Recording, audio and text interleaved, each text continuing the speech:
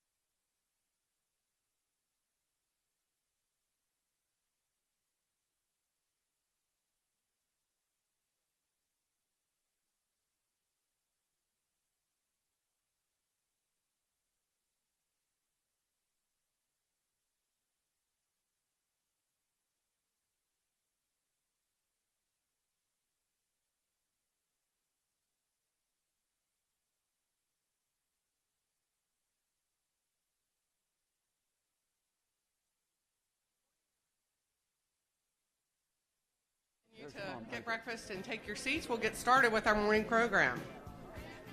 I don't know. Am I? We have a morning filled with exciting speakers, but before we begin, I do have to give some housekeeping options, which I know we're doing that every time we get up here, but we want to make sure folks remember. That's so okay.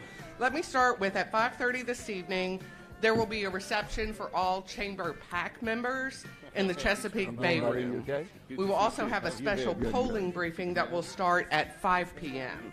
If you would like to attend and have not yet contributed, please do so. And again, this is only open to PAC contributors, but you can donate at the door, so we will take those as well.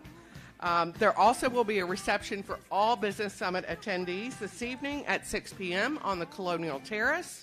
And then tonight at 7 p.m., we will all gather in this room to cheer on the Mountaineers for the Backyard Brawl tailgate and watch party tonight. So we also would encourage everyone to wear your WVU gear. You're welcome to wear that at the receptions and be casual. And then we'll come in here and hopefully watch the Mountaineers beat Pitt tonight. So now to our morning program. Our first speaker is someone who truly needs no introduction, and that is Senator Joe Manchin. Senator Manchin was elected to serve in the United States Senate in 2010, following the death of Senator Robert C. Byrd. Re-elected in 2012 and in 2018, Senator Manchin now chairs the powerful Senate Energy Committee and serves as a crucial vote in the evenly tied 50-50 Senate. Prior to his service in the Senate, Joe was the 34th governor of West Virginia, being elected in 2004 and 2008. Senator, it's great to have you with us today. If you'll join me on stage. Thank you, Senator.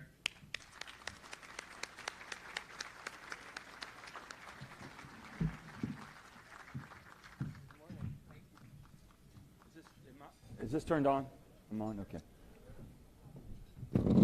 First of all, thank you, Susan, for the kind introduction, and thank all of you early birds for getting up and coming out this morning, getting this started. A few things I want to say as far as to thank everybody that made this happen. This is about far the largest gathering we have, one of the best gatherings we have from all segments of our economy. And I think it's tremendous when you all get together and share your ideas and be able to converse back and forth and find out what news coming and what opportunities we have in West Virginia coming.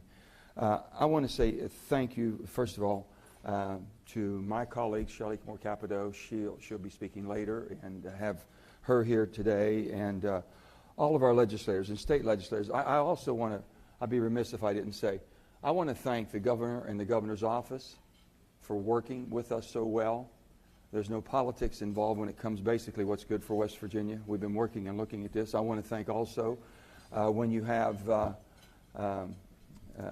Ms. Carmichael and Mike Graney and the way they lead the development office. I mean, there's no hesitation whatsoever. If we see something, an opportunity for West Virginia, we call them. If they see something they need our help on, they call us. We all work collaboratively for the best of our state. And then I wanted to take time and thank I want to thank basically Roger Hanshaw and Craig Blair. I'll be honest with you, I have never worked with two individuals representing our state legislature that truly have the best interest of the state. And I mean that. When it comes something that they're saying, Joe, can you help us on that on Energy Committee, or they'll go to Shelley on BPW, we work and look and see, okay, how do we make it better for you? How do we bring these people back to West Virginia? What do we show what we have to offer? And I think when they see the collaboration and they see basically there's no political barriers that are put up, it makes all the difference in the world. It makes the difference of what we're sending out and what we're explaining to people, what we're trying to do in our state. So when all that happens, good things happen. Also, I have the pleasure of introducing my dear friend, Secretary Tom Vilsack, a little bit later. But Tom has spent a day and a half with us here, and I appreciate it so much. He and his wife, Christy, have become dear friends of mine and Gail's. We were governors together. I'll get into that a little bit later as I introduce him. We had so much good information yesterday to share. We had Sparks, Sanjay, I think he's here. We're going to, right there, we're going to be talking later about that. But when you think about him looking at West Virginia and making a commitment and dedication, I don't know if you all remember the old Forco plant up in Clarksburg area. Forco's a major glass company. It's 500,000 square feet, large land. It's beautiful. It sits back in the valley. And they've been closed down for some time now. He's coming in, taking that plant completely over. And basically the battery factories that Sanjay's bringing is not going to be dependent on cobalt and nickel as we do now. We have to go around and basically kiss the ring of the Chinese to basically send us the raw materials because they have a total captured market on that. And that's what I thought was, and I will say this, I've been very tough on the auto industry in my committee because of this. They said they want a $7,500 tax credit. I said, I'm not going to give you 75 cents. I said, why would I ask the American public to give you a tax credit from the Treasury Department, basically to give to your consumers to entice them to buy a product they're willing to wait a year to get anyway? They're waiting a year to get a product. Supply and demand, to me, makes all the difference in the world, how this market works. So I said, I will do this. We need to develop a battery factory here. This is the first time in the history of the United States of America that we've ever had a transportation mode that we weren't totally in control of. First time. We decided to go down the EV route, okay? And you've heard that. Oh, it's a big aspiration. We want to be all electric vehicles. Well, when Henry Ford basically started the assembly line, we were able to mass produce. We were able to build a combustible engine. We did all the drivetrains. We do everything. And when it comes to planes and trains and everything else that we do, we don't depend on somebody else. We were able to do that in America. It wasn't a foreign supply chain that could hold us up. And we've seen what happens with foreign supply chains when you become dependent and you haven't had the manufacturing. So we had to bring the chips factory back to America. We've done that in a bipartisan way. We've looked at things that we need to do here, but if you're going to do batteries, you build the batteries here. So I said, I'll give you a $3,750 credit if you source the raw materials that we need, critical minerals. If you process them, that's $3,750. If you manufacture the battery in North America. So basically, they're saying, well, United States, we don't have all those resources, but we do have from the free trading countries that we work with.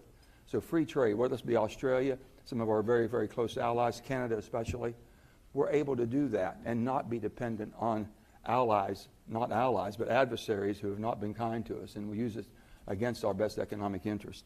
So these are the things we've been working on. But, you've had Pure Watercraft yesterday, pick West Virginia, northern part of the state, to build electric boats. We've had Green Power, the electric bus coming in, and the buses are going to be mandated by a lot of the school districts around the country, especially on the East Coast. They're strategically located to make a tremendous impact on our economy. I think you might have seen the Capitol Sports Complex and the old Town Center Mall in Charleston.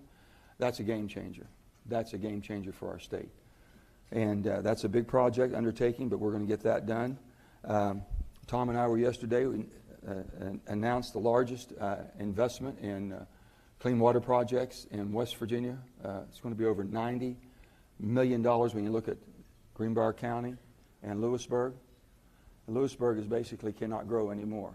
Greenbrier County is basically not being able to grow because they don't have the water. They cannot provide the water. And they've been losing a lot of businesses because the water has not been able to grow with the economy. This changes. This gives them quadruple the opportunity they're going to have in their water production. So that's a major, major thing that's going on. The big thing also, I think this news, is the hydrogen hub. This hydrogen hub we're talking about, and I will make a prediction, we are going to have a hydrogen hub in West Virginia because we are setting on an ocean of energy. And it means everything. from the standpoint of opportunities in the transition. Everybody believes that in the transitional fuels, and I want to talk about the bill that you might have been hearing about as the IRA, the Inflation Reduction Act. If you haven't had a chance to see the bill or read the bill, please do. Please do. And I got to tell you how it came about. First of all, when you look as us as a nation, from a political standpoint, they said, Joe, why would you do it? Well, I didn't look at it from a political standpoint. I looked at it from the opportunity.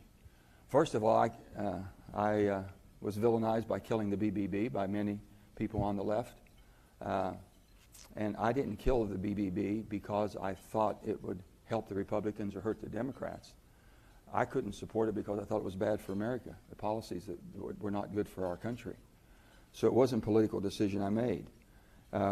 Then everything went stale when the BBB was announced that it was over, and that was in December of last year. And up until April, and we've been kind of watching what was going on. We never believed that we'd see a land war in Europe in our lifetime, let alone just happen as quickly as it did. But it did. And it was over energy. Putin has basically weaponized energy. And the only thing I know is when your adversary has a weapon, you better have one better and bigger. And we do. We have the resources to be totally energy independent. We have the resources not only help ourselves and not depend on foreign supply chains, but we have the resources in the United States of America to help our allies. And if we don't, God help us. So that was a driving force, energy security. Without energy security, we will not be able to maintain the superpower status that we have. There's some cracks in the armor right now when you look and see what, for the first time, Saudi Arabia has taken the yuan from China as payment for the oil they're buying from Saudi Arabia. That's never happened before. So we're seeing different cracks that's going on, and we've got to be very careful, because if we would lose the reserve capital, if we're not, basically the reserve money in the world, the U.S. dollar, that's a game changer, a big game changer. So we've seen all this happening. But as he weaponized energy, then we needed to basically produce more. And so I said, I told Chuck Schumer that I said, we've got a big problem and no one's addressing it right now because we're not capable of taking care of ourselves in energy. So he says, well, you're chairman of the Energy Committee. Why don't you write a bill? And I said, I can write the bill. You won't like it because it's not going to go where you want it to go. But I can write a bill that's going to be an all-in energy policy. So we started in April. Nobody knew that we were even working on it. And we kept it quiet because I didn't think it'd come to reality. I was being honest. I said, why get people's hopes up? I done gone through 8 months of torture. Why would I want to put myself back in that position, or my staff? But they worked diligently for about 3 months. And then one day, the inflation rate comes out at 9.1%, and I said, hold on. We can't do anything that could be a cause of making inflation worse. Inflation is a killer. It's killing West Virginians, it's killing businesses, it's killing everybody. And basically, it stymies growth. And so I said, I want to wait until the July figures come out to see where we are. Well, he got very upset about that, and by that 5:30 that evening, I had the whole United States and the world press on me for walking away from a climate deal. I said, I didn't walk away from anything. I think we need an energy security deal. But that means you have to have coal, gas, and oil. You have to do everything that you can to be energy independent. And the only thing I did is I was tying basically all of the energy in fossil with all the renewables. And I said, give us a 10-year pathway that we can produce energy and be energy independent and be able to produce the oil that we need. We should be at 15 million barrels a day. We're not. We should be. We've been supplying from the Strategic Energy Reserve. We've been putting 1 million barrels. That's going to stop eventually. Prices are coming down, but the only way to get yourself out of an inflation is you got to work your way out of it. You got to produce yourself. So the reason I call it the Inflation Reduction Act, if you put more product in the market, you should drive the prices down. It's just common sense. If you have more product, the prices will not continue to increase. They'll go down. And then if you have a situation where you can reduce the health care cost across the board and not allow Medicare. Medicare was the only major agency we have in the federal government that wasn't allowed to negotiate under Medicare Part D. I said, that's stupid. I said, the VA does an unbelievable job of getting low prices for all of our veterans, and they negotiate. We have Medicaid negotiate. And then there was ads coming out trying to reverse it, saying it would cost $300 billion. They're trying to make you believe.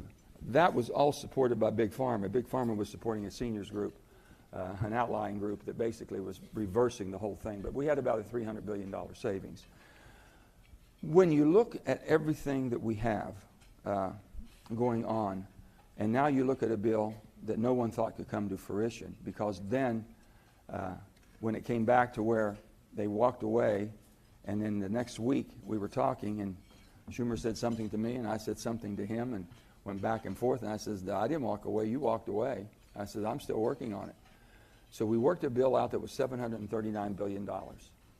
That bill, mostly everything in that bill is and should have been a bipartisan bill. Under normal conditions, normal circumstances, it would have been. The reason it was not a bipartisan bill is because we needed to have a pay-for. The pay-for that we didn't raise any taxes whatsoever on anybody, because that could be looked upon as being inflationary. What we did was looked at the basically minimum tax a corporation should be paying at 15% in the United States of America. When the rate was 35%, the minimum tax was 20% in this country. When the rate was 35%, we were not competitive globally. So basically, there was a lot of caveats in there, and a lot of the larger corporations could basically go all the way down to 20%. When the tax bill came through in 2017, it went from 35 to 21. But guess what? There was no minimum. The caveats were still there. We have 52 companies in America that go down to zero, pay zero. Some of them even get a rebate back, pay zero, and get a rebate back from the federal government. That's not fair. It's just not fair. You can't run and be the superpower of the world if you don't have a tax system that works. So we said 15%. That went back and forth and everything, but we finally got that done to a certain extent, the biggest part of that. That was the pay-fors. The other demand I made on that is $300 billion had to go towards debt relief. Pay down debt. First time in 25 years. Since 1997, under Erskine Bowles, was working for Bill Clinton, and we had John Kasich, the Republican from the on the House side, that worked a tax bill that we started paying down debt. We haven't done it since then. That sends a signal to the markets that we're serious about this $30 trillion debt, and we got to get it under control. We have tried to do everything responsibly we possibly can. This piece of legislation will do more to transform for the next 10 years, 1 decade, because we work in them 10-year cycles. It gives us a pathway forward to be totally energy secured in this nation by leading the investments it will take for the technology for the energy of the future. We're willing to do it all. With that, we've got Bill Gates. I'm going to have Bill Gates come in. He wants to look at small nuclear reactors, wherever we close a coal-fired plant. We have hydrogen coming in. We have another company looking at another plant that might be closing down as far as a coal-fired plant to make that a green hydrogen, reverse, basically, electrolysis. We have blue hydrogen. We can do that all day long with natural gas. We've put more money into carbon capture sequestration so that the fossil industry can survive. We've given everybody a chance to be a 10-year pathway for greatness. This state of West Virginia will have more opportunities, and my greatest concern right now, will we have the labor force to be able to provide a demand for what people want and what we can do. That's what we have to be able to do. And we're going to have to recruit an awful lot of workers into the state of West Virginia. We don't have them. We can't produce them within. We're going to have to go out and get them. And this is the place they should be coming. The quality of life we have, the opportunities we have, the education opportunities we have, with WVU and Marshall and Brad's right there, and I appreciate so much everything they've done. They've got a tremendous team together now. We can make things happen. But we've got to think positive about this. We've allowed politics to use a weapon against us. You're not divided. Washington's divided. We're making you pick sides. What side are you on? Are you on the D side or an R side? There's only one side. That's the American side. Forget about the D's and R's. And if the moderate Republicans and moderate Democrats, independents, don't take back this country, God help us all. If the extreme left and extreme right keeps doing what they're doing and driving us further apart, you won't have a country that you will even recognize. That's what scares the bejesus out of me.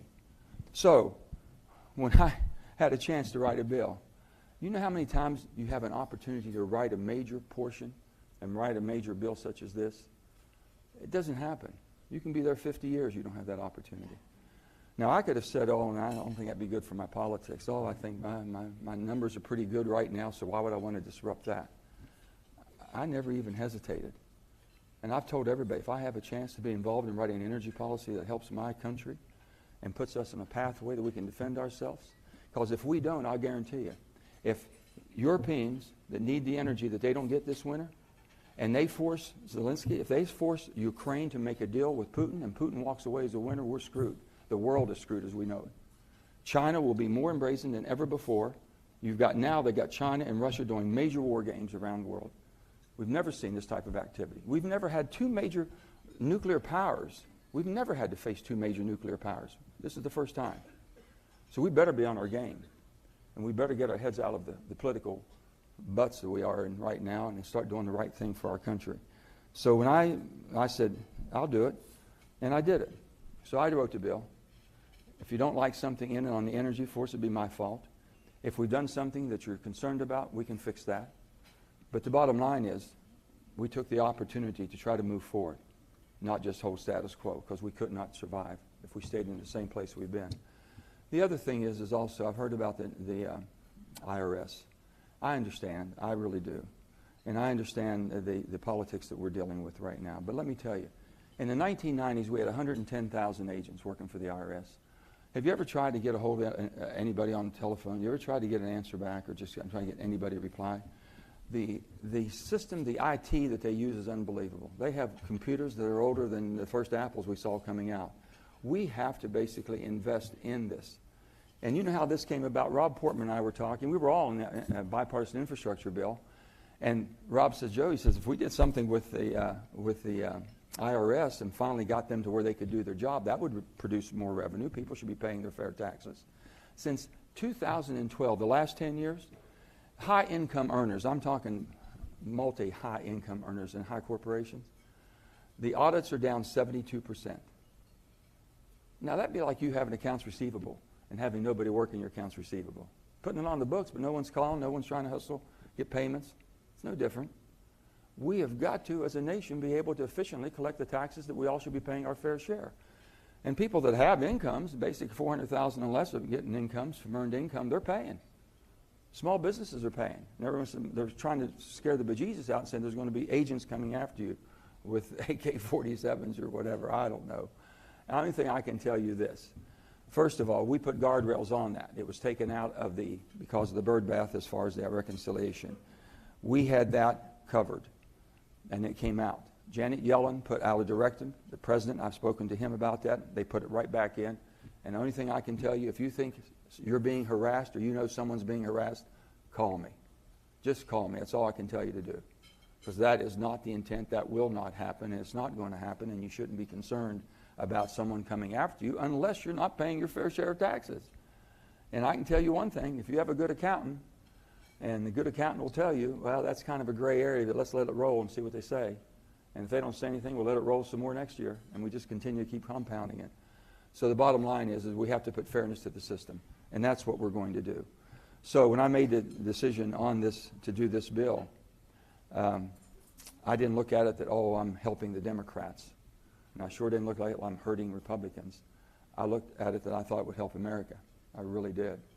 They said this is a green bill or this bill or a red bill or a blue bill. This is a red, white, and blue bill. If they'll just give it a chance, just read the bill. Give it a chance. I guarantee you. We have now a permitting. And I told the president, I said, Mr. President, this bill will be for naught if we don't change the permitting processes in America. There is no reason on earth that it should take 8 to 10 to 12 years to get anything built. Now, if you're all about renewables, you can't get a transmission line built. The renewable energy is going to come from the Midwest. It'll come out from out west, basically, in the deserts. We're going to have to build transmission lines where there's going to be major wind farms, major solar farms, things of that sort. We tied this bill that we could not be able to go offshore and do wind projects offshore or onshore on federal lands unless we're basically able to extract the resources we need in fossil, which would be the coal, the gas, and the oil. They're tied together intricately, basically for the first time. It's an all-in energy policy. You can't pick and choose what you like better and what political side you're on. You've got to produce all the energy that we have available to us in this country to remain energy independent. We have that pathway for 10 years. We've never had that before. So we're doing everything that we possibly can to make it easier on us as consumers. When you think about in Europe, they're paying $70 per MCF. We're paying $9 MCF for gas here in America. We've never seen those numbers hold that high for that long. It's ridiculous. Coal, for the first time. Some of my coal friends were saying, oh, Joe, you put a tax on it. I said, I didn't put a tax on you. I said, I'm asking you, and I said, I put the $1.10 a ton on black lung. the black lung, to pay for black lung? $1.10. It's been on since 1985. It came off for a couple of years, and I said, we have to be able to pay for the people that we're asking to go down there that's contracting this horrible disease. We have to be better how we monitor it, too, because basically sometimes it hasn't been monitored properly. So there's been abuses both ways. But we had to have that fund restored. So we restored that fund. And I looked at him. I said, Central App, I see what the Central App prices are. I see what Northern prices are. And we're in the $120 to $140 range. I see what met coal's been at $300. The bottom line is we can't get all the coal out that the world needs right now because we're tied up at our ports. And there's so much more that has to be done there too, and we're working on that. This will help that too. So it's an all-in bill. It's truly an all-in bill. You build the Mountain Valley Pipeline. They said now the environmentalists are after me pretty hard saying, well, Manchin made a dirty deal. He made a deal. I said, I made a deal all right. I sure did. The bottom line is not a dirty deal. It's an energy deal. And we're going to have the Mountain Valley Pipeline. I said, the only reason you're looking at this thinking this is a caveat for me or West Virginia because it's in West Virginia. The Marcellus Shale is the richest gas play that we have, Marcellus and Utica right now. There's not another project in the United States of America can put that much energy into the marketplace in a 6-month period. Not another one. I said, you show me one, I'll name it. We'll put that one. This is the only one that'll put 2 billion cubic feet a day. Do you know what that means for LNG, for Cove Point? Do you know what it means basically the Southwest, how much gas we're going to put in the Southwest? It's unreal. You're putting 2 billion a day into the marketplace within 6 months. You think that's not going to hopefully help us with these high prices that we're going to be seeing this winter? That's putting more product in the market. So yes, I put all that in there, and we're going to fight for it. And someone says, well, they'll not do that. They just won't do what Joe wants because he has no guarantee. Well, the only thing I can tell you is a person's word has consequences if they don't keep him in Washington. They have severe consequences, and this will have a severe consequence. I want to see somebody that's going to shut the government down on September the 30th because we put a permitting piece of legislation that we've been working on for years. For years, as Democrats and Republicans, we know that we have to build things. We know that we have to get pipelines. We have to get infrastructure. We cannot run this country without doing the things that need to be done to deliver the product to the market. So I said, someone's going to have to vote. Its continuing resolution means that we shut down. If we don't fund the government, it shuts down. So if it comes to up or down, and you're going to vote, I'm hoping you're voting because if you don't like the legislation or the policy, vote against it for that reason, but don't vote against it because of politics. Don't let the D and R become in the way of doing what we need for our country. And that's where we are. So, putting a cap on insulin for the first time, $35. We try to get a cap across the board for all Americans not paying more than $35 for insulin. West Virginia has a high rate of diabetics that really need this. We put a cap at $2,000 on Medicare, so if you're on Medicare within 2 years, you can't be charged more than $2,000 out of pocket for any of your prescription drugs. We think there's some good things that we were able to do. But we'll have handouts. We'll put some handouts. Our staff has them here. But I wanted you to know how this came about. It came about because I was in a position and I took the opportunity to do what I thought would help my country and my state. And I think that's hopefully what you sent me there for. And for those who might be upset about that, I wish they would look at the bill and tell me what their grievances are, and if we can fix it, we can. There's no perfect piece of legislation. You can't be let the perfect be the enemy of the good. But this is a good piece of legislation, which I never thought we'd have an opportunity to do. So without further ado, also I'll say this. You got 48C. We got 48C tax credits in that. $4 billion is going to be coming to coal country out of this, 30%. So the manufacturing, it's just like a magnet for manufacturing. Any area of our state's almost coal country, if you will. We've either had a coal mine or a coal plant or coal processing. We've had something in about every part of our state. They're all going to qualify. Any corporation that comes here to diversify and coming into our area will get the 48C tax credit, and that's going to be 30% tax credit. It's unbelievable.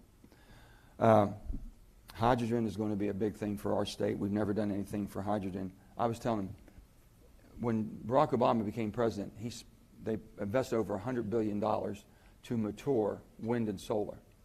That's in production tax credits, investment tax credits, and basically direct money that we were putting in research and design. With that, we were able to take the price of wind and solar from the high teens down to single digits, middle single digits, in a 10-year period. We never put a penny into hydrogen. Hydrogen's been around forever. Never did a penny. Now we're putting the muscle to hydrogen. This bill has basically, it's an all-in policy. So with that, I now have the distinct pleasure of introducing my dear friend. I got to tell you about this gentleman. Tom Vilsack, born and raised in the Pittsburgh area as a young person, and then became a lawyer and moved on and to greener pastures, if you will. Ended up in the cornfields of Iowa. And I happen to know this man when we were both governors together. And in the governor's ranks, when you work together, you don't work across, well, they're on the Republican side and the Democrat side. He had the same problems I had when I was governor. I had education problems. I had basically healthcare problems. I had road problems. We all had the same problems. So if we saw that one governor was doing something, at that time Mitt Romney was doing healthcare, we had Jeb Bush down in Florida doing education, we were always on the phone talking to each other. We meet twice a year, work together, and just had a tremendous camaraderie. And there's a certain bond between governors because we've, they say that's where the buck stops there, and it really does. You've got to make decisions on a daily basis, and people depend on that.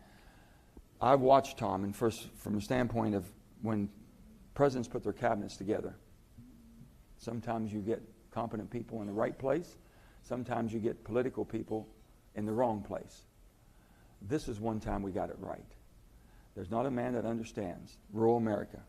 And there's 66 million of us that live in rural America. We've been left behind a lot. The money hasn't come basically to rural America proportionally. It hasn't. I've seen money coming from roads and for education, and it never comes down to 20%. 20% of this country is defined as rural America. If you want to look at basically where most of our military comes from, rural America. You want to look where your energy comes from, rural America. So we have to have that same type of representation. Tom Vilsack comes into Obama administration under the USDA. There's more that's happened, economic development through USDA, that I ever knew could happen. But all I knew is I had a friend there and I could call and find out what was available. And he was always there for us. He's done a tremendous job, and then to come back to even take it on again is even shows the character. You know, sometimes one and done is a good thing. And this time Tom came back. But I can tell you that we are well represented. You can just see that what we did yesterday as far as the water projects that are needed in West Virginia. But I'm proud to call him my friend, but I'm proud to have him at the head of the USDA for the United States of America and what he's doing for all of us in rural America, making sure that the rural part is not left behind and the people aren't forgotten. That's the big thing. So as we bring Tom to the stage, let me tell all of you, I am proud to be an American. I'm proud to be a West Virginian. I do everything I can every day to represent this state and every one of you the best of my ability. And I don't do it because of the politics. I do it because I believe in you. And I've always said this, I believe in you more than you believe in yourself. You know, when you talk about West Virginia, we're the most patriotic state in the nation. I can prove it. Go to the Vietnam Wall. We have more veterans per capita on that wall that made a supreme sacrifice for our country. We've answered all the call every time, a call of need and call of war, wherever it may be. We basically mined the coal, did the heavy lifting, made the steel, built the guns and ships. We continue to do that. Matter of fact, in World War II, the Navy wouldn't accept any other coal except for Southern West Virginia metallurgical coal to build their ships. It's a fact. So we've done it all, and basically we've never complained. We really haven't. We just said, give us an opportunity. We've got an opportunity now, and we have a friend.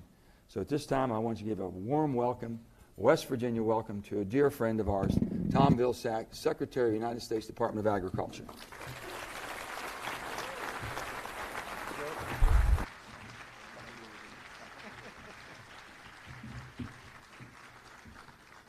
Senator, thanks very, very much. I just want to get something straight right at the outset of my remarks.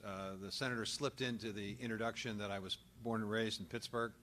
I really don't care about Pitt, honestly. You guys can have at him tonight. I will say I do care very, very deeply about the Pittsburgh Steelers. That's a different deal. But good luck tonight. And I really appreciate the opportunity to be here this morning. When Senator Manchin invited me to West Virginia, he said there was a small gathering that he wanted me to come to. I don't know, Joe. This is not a small gathering. It's a little intimidating, actually. But I'm really happy to be here. And let me just simply say something about my good friend, Joe Manchin. I think you know this. He's a fierce advocate for your state. I made the mistake early in the Obama administration of giving the senator my cell number. That was a deep mistake. He uses it frequently, and he uses it almost exclusively for his state. He's interested and excited about opportunities, and he wants to take full advantage of what USDA can offer. He is a guy who is absolutely committed to working in a bipartisan way, because he knows, and I know, that oftentimes the best solutions are those that are bipartisan. He has a deep understanding of the challenges that we face as a nation. He knows that we've gone through a very serious period of disruption because of the pandemic, and he also knows full well that when you have those serious disruptions, it is up to us to do what each preceding generation of Americans who have been engaged and involved in times of disruption, to emerge from this better, smarter, faster, to build a stronger and more perfect America.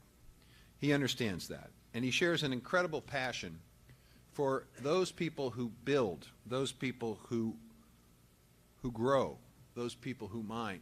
He understands and appreciates that it's the middle class of this great country that is responsible for its success and its uniqueness. And he also understands and appreciates, as he just articulated, the contribution that rural people make to our country. He knows that it's an important place, and he knows that it needs continued investment.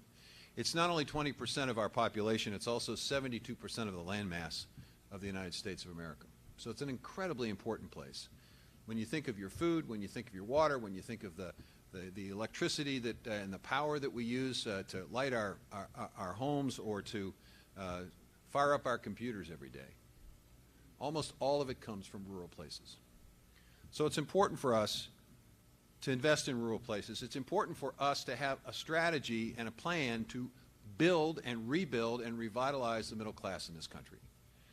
And so over the course of the last year and a half, with Senator Manchin's assistance and help and that of the Congress, what we've done is we've begun that process of modernizing our infrastructure through the bipartisan infrastructure law, of facilitating exports by the law that was passed called the Ocean Shipping Reform Act, to bring manufacturing back in a big way so that we're not reliant on those who disagree with us for things that really make this economy run, starting with the CHIPS bill, and to build into our economy significantly greater resiliency against the challenges that climate presents to our economy. And certainly one that I understand from an agricultural perspective, we're beginning to see it across our great country with significant mega droughts, wildfires. Climate has got to be front and center in terms of what we do. So I want to sort of bring you down to sort of a ground level and give you an example of how an industry within the state of West Virginia can in fact and will in fact benefit from all of the activities that have taken place in the last 18 months in terms of these major pieces of legislation that have passed, so that you understand how you might be able to utilize these resources. Now, I'm going to take the maple syrup industry. I noticed traveling here, you've got a lot of trees, a lot of maple trees. And you've got an industry here that has a remarkable opportunity for growth and expansion.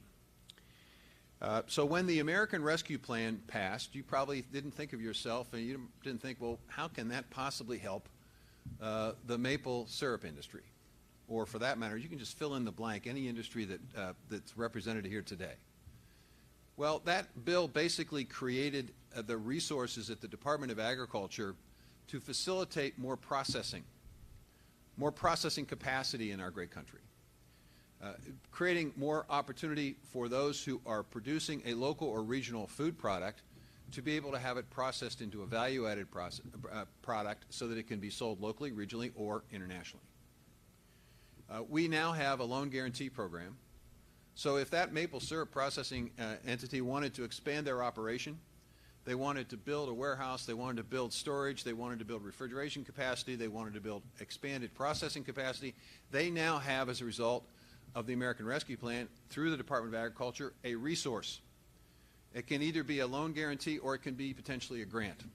This fall we'll be announcing a grant program that will allow those who are in the business of processing non-meat and poultry products to be able to access resources to expand their operation. Tremendous opportunity for us to build a more resilient food system, which we now know by virtue of the pandemic we have to build. We have an incredibly efficient system, but we found out during the pandemic that it wasn't as resilient as it needed to be. So maybe you're the maple syrup company and you decide that you really, really want to sell outside of the great state of West Virginia. You want to export to other states of this country, and you're thinking about maybe even exporting to another country. What's in it for you in terms of what's been happening in the last 18 months? Well, the infrastructure bill.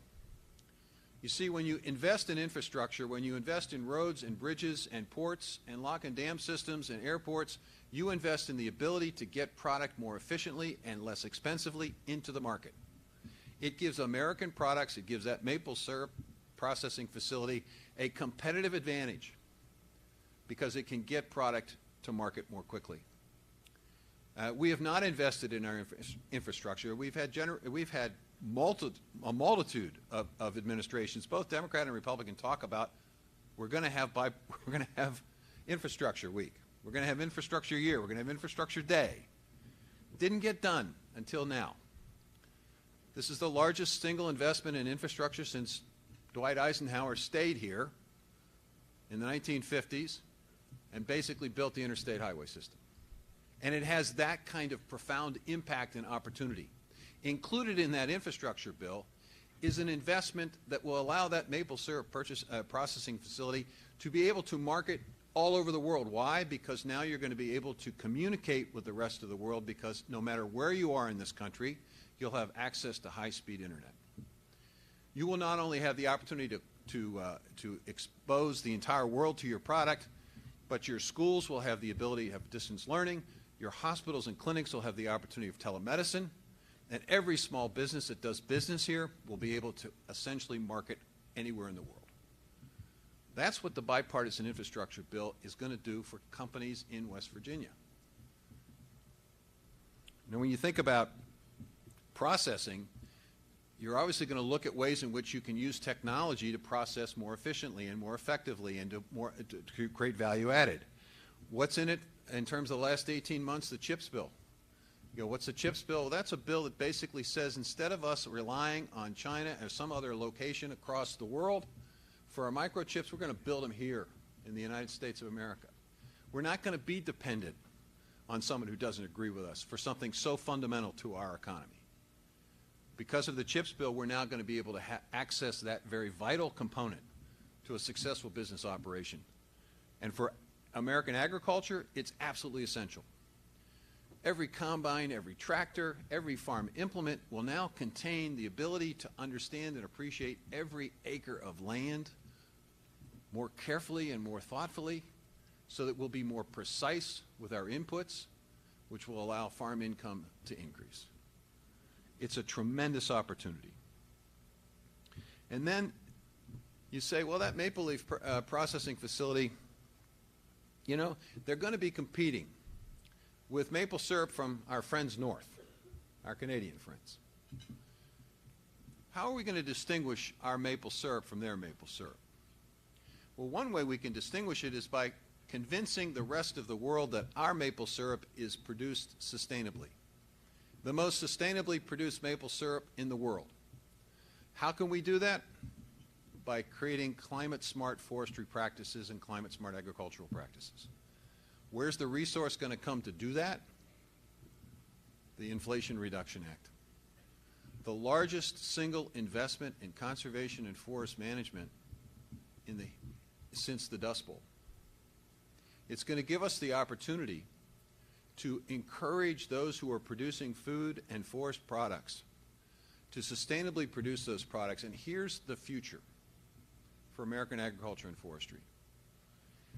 We are going to announce next month a significant investment in enabling producers, farmers, ranchers, growers, forested landowners to be able to receive resources from the government to embrace these climate-smart practices that we know will reduce greenhouse gas emissions, we know will sequester and sink more carbon, and will allow American agriculture and our forestry industry to be able to say before anyone else in the world that we're at net zero. It's an incredible marketing opportunity. What we do with this resource is we create the opportunity for those farm owners and those forested owners to be able to qualify for carbon market credits, for ecosystem service credits, for water credits, for biodiversity credits. What does that mean? It means that for the first time in a long time, American agriculture has a new revenue stream. Historically, what happens with American agriculture and forestry is basically you grow it and you sell it, or you grow it and feed it to something that you sell. Just two sources of income, which is why 90% of American farms today don't generate the majority of income for the farm family that's farming them. We've got to expand significantly the number of opportunities. We have to basically move from an extraction economy to a circular economy where the value that is created right where the natural resource advantage is, and you create the opportunity for those profits to basically circle within an economy.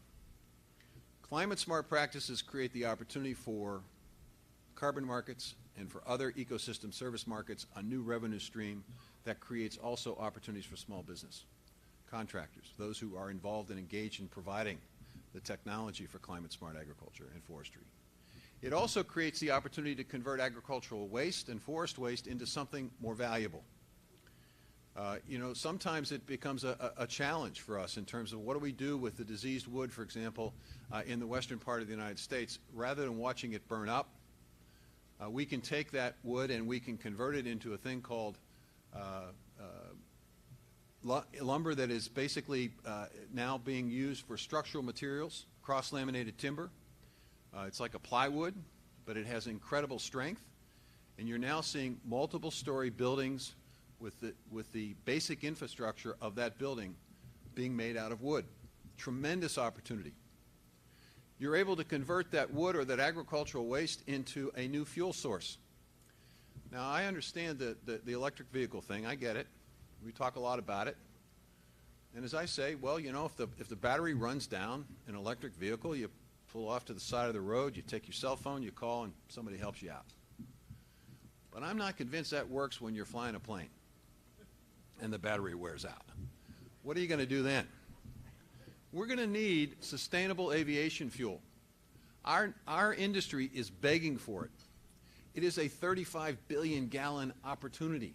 It is double the size of the initial biofuel industry as it exists today. And we're on the cusp of being able to do this, in part because of this bill that was passed, the Inflation Reduction Act, because it creates tax credits, it creates resources that will enhance and expand our ability to produce this more rapidly. And within that 10-year period that the Senator talked about, you've got a circumstance and a situation where we'll have an industry that's going to employ tens of thousands of folks. It's going to provide opportunities to convert agricultural waste into something more valuable.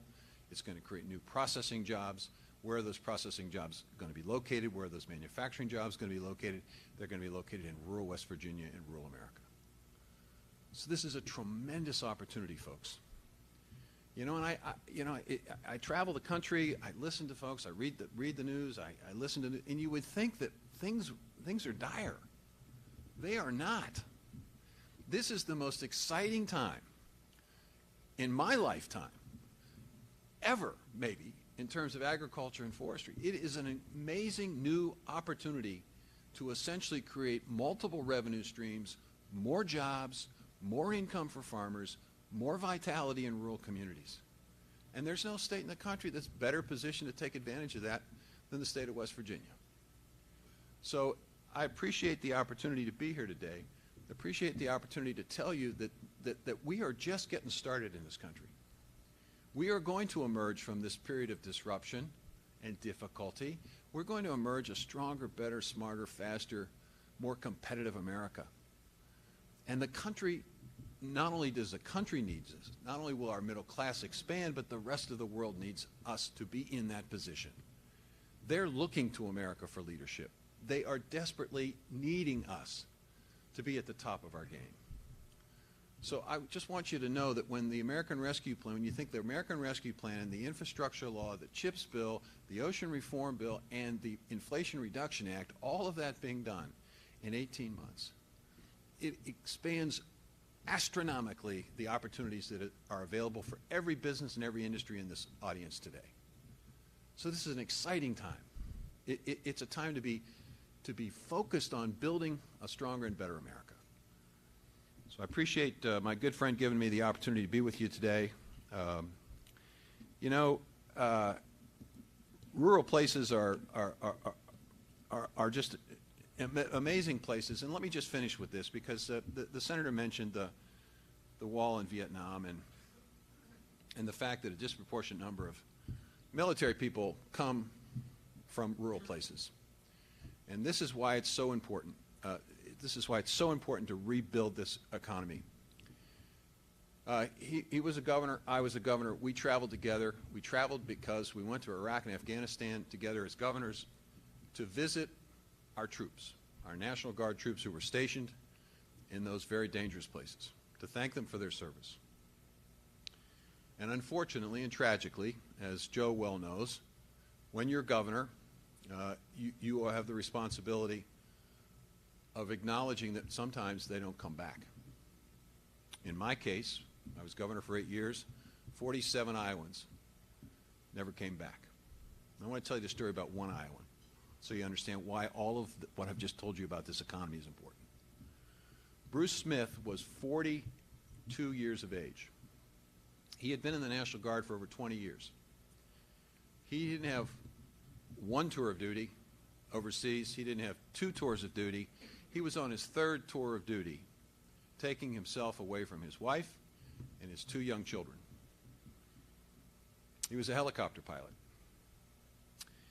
He was in Baghdad, and as he was flying a helicopter one day, his helicopter was transporting about 17 folks from one neighborhood of Baghdad to another, and Joe remembers that we actually couldn't drive when we were in Baghdad. We had to fly from one neighborhood to another because of the danger. But his helicopter got hit by a missile,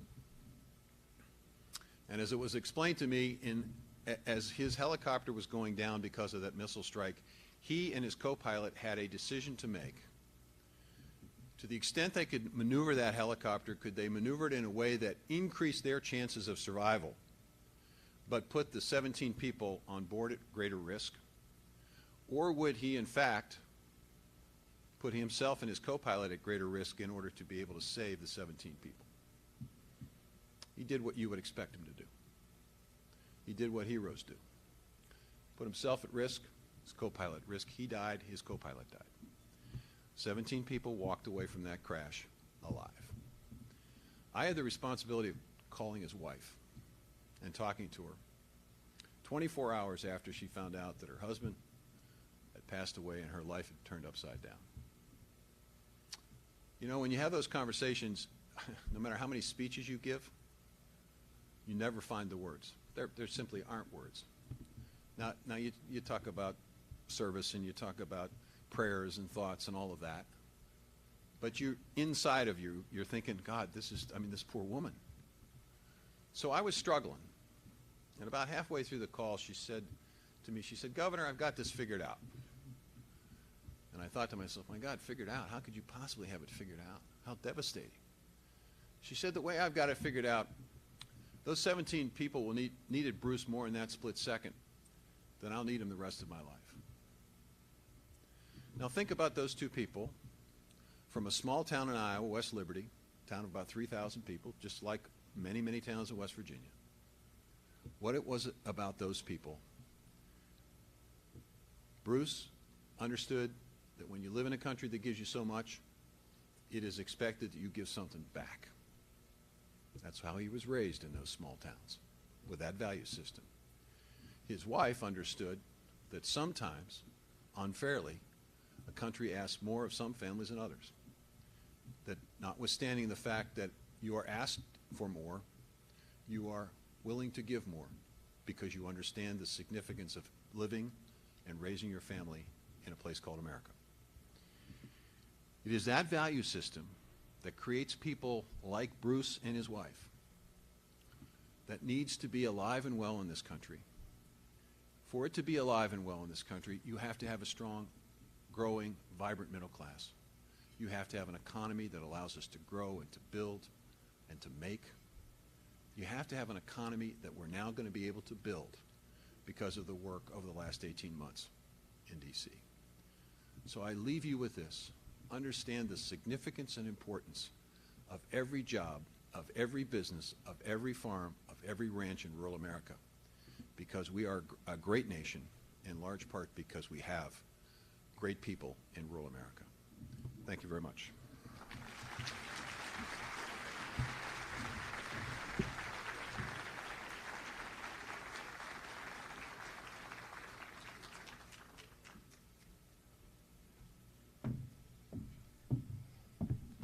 Senator Tom, thank you all so much for joining us this morning. I'm sure we'll see you later as well. Our next speaker this morning heads up one of the major health systems here in West Virginia.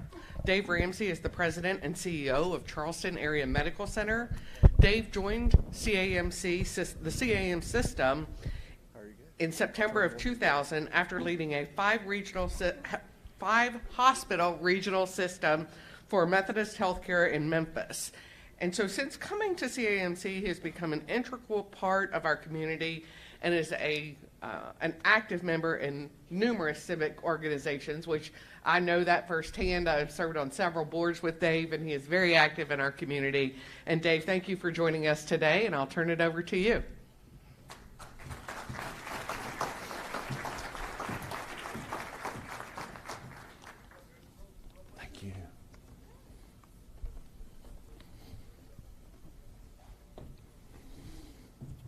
Morning, everyone.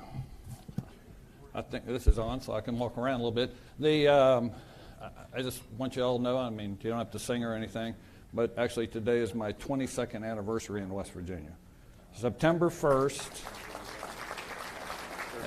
September 1st, 2000, I came to CAMC as the president of the organization, and it's just been a wonderful ride, wonderful organization, great people.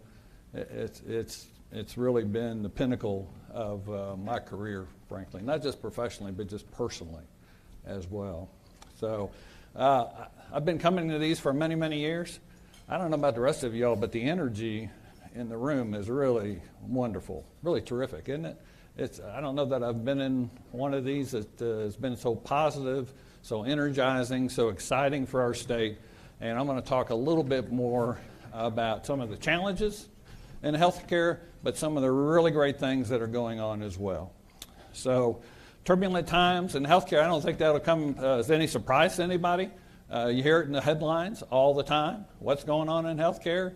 I guess, am I in charge of these slides? I guess I am. I'm not trained very well. So you can see we're post-pandemic. During the pandemic, who knew we were going to have a pandemic? I've been in this business a long time. I mean, who knew this was coming our way? But people didn't go to the doctor. They didn't get procedures done. They didn't come to the hospital. And so there's all these folks out there that their health got worse over a period of time because they weren't coming in to be cared for. And then when the pandemic would ebb a little bit, they would come back into the system. But there was a pipeline of people there that we just couldn't catch up with. Add to that, then the workforce challenges. I think everybody's heard about all the nursing challenges we have in healthcare. We have more than nursing challenges.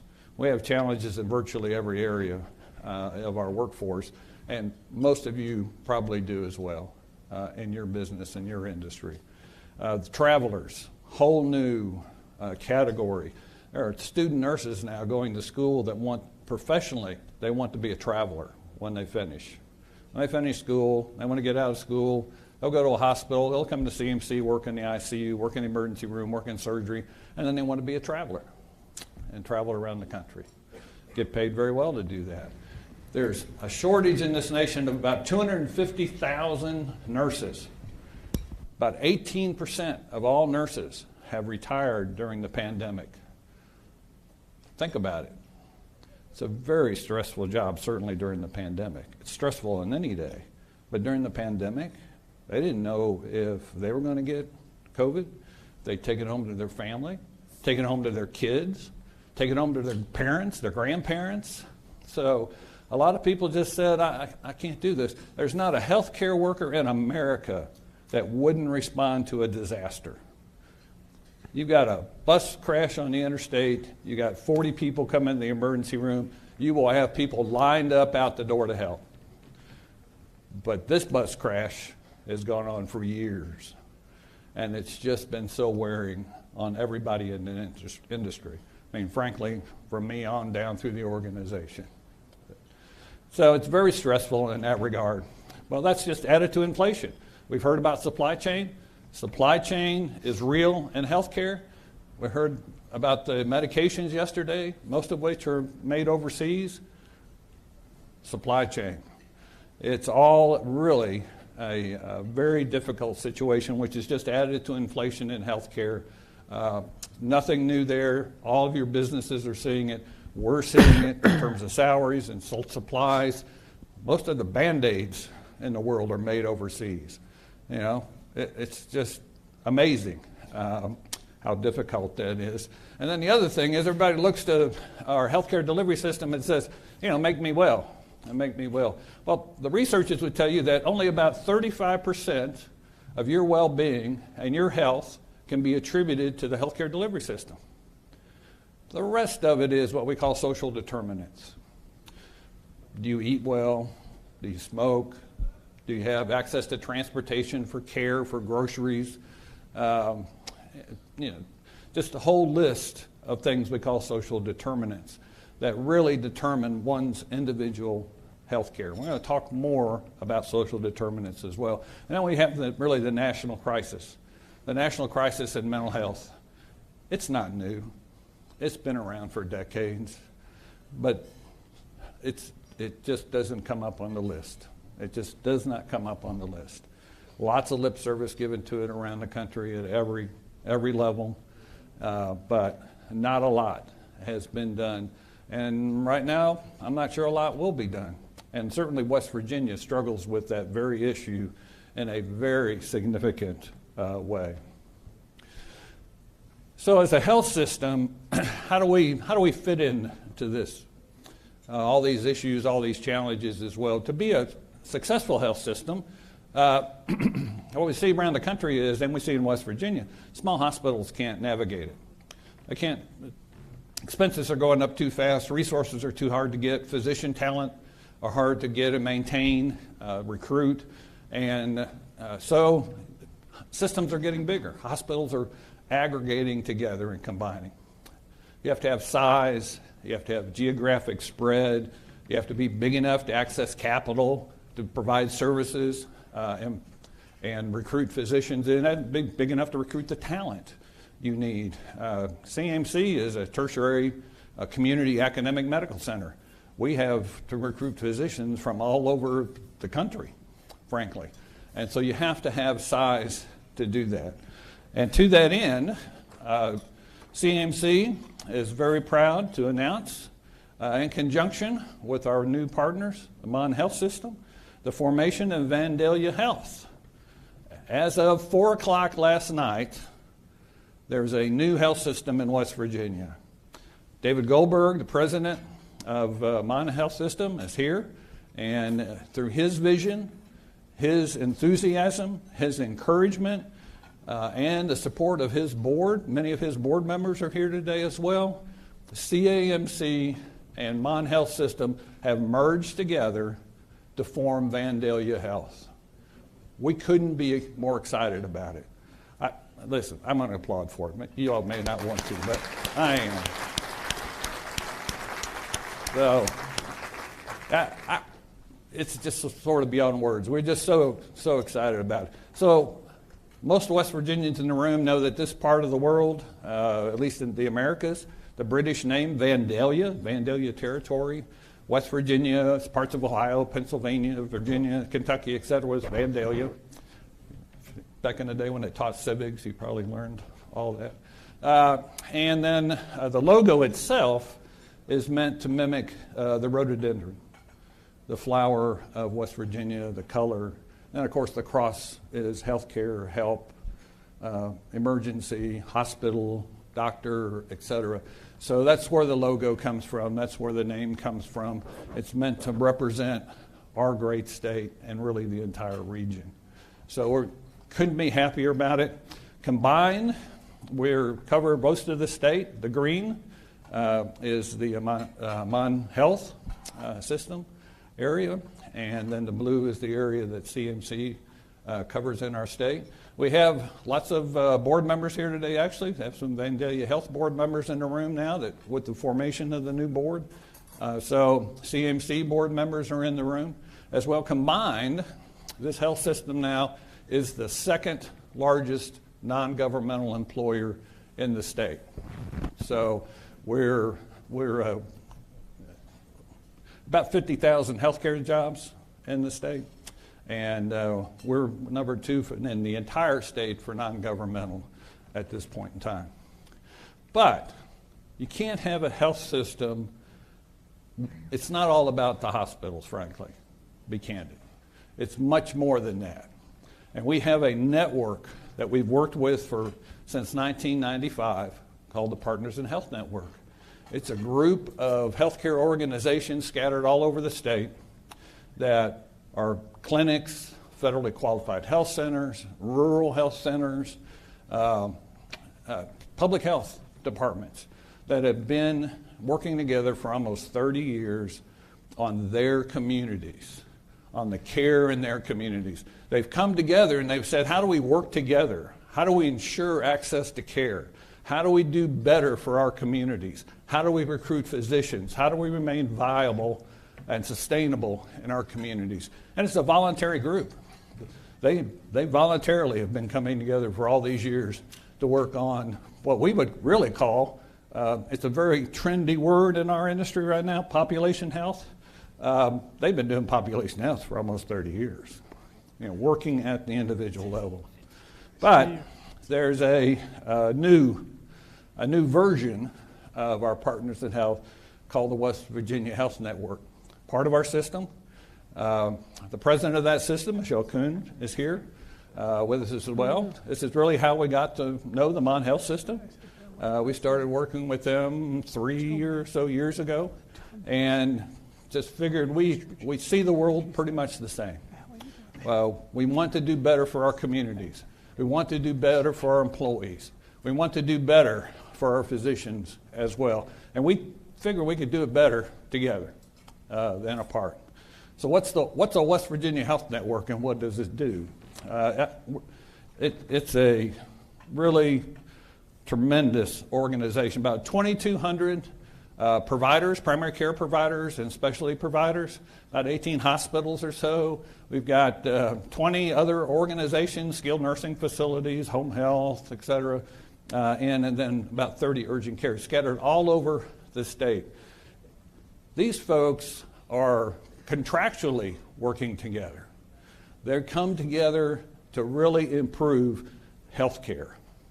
And this is just a slide of some of the organizations that are part of our organization, a part of the overall system now, part of Vandalia Health.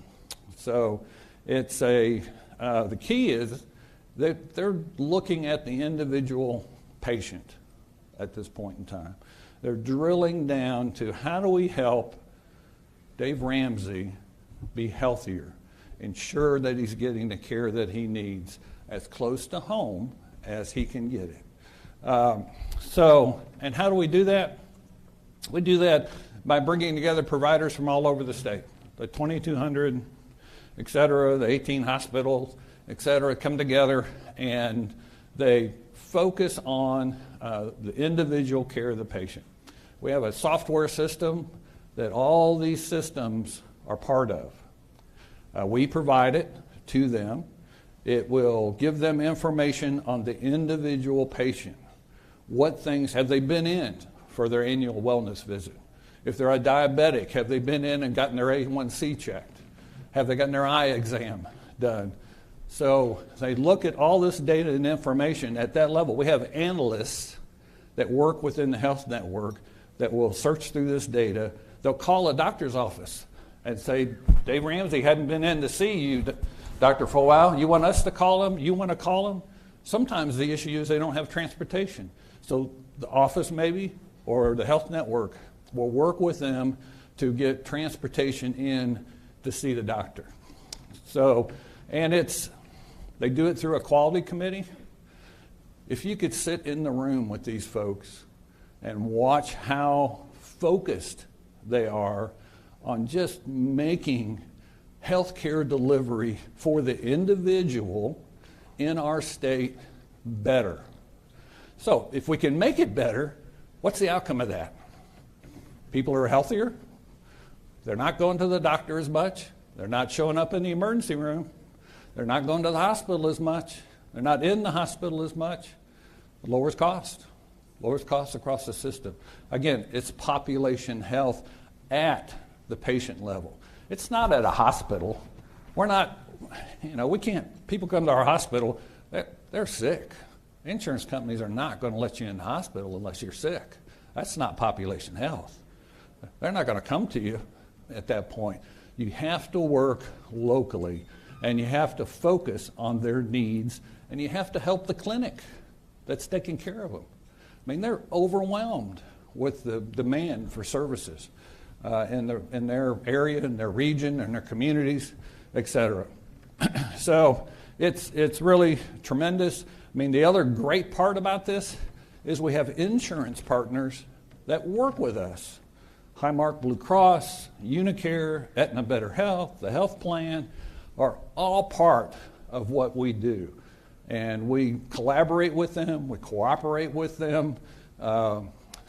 Certainly, they're an insurance company. If they can lower the cost, that's good for them. But the other point is they can also lower costs to the individual company that contracts with them. Most of the large employers in the state are self-insured.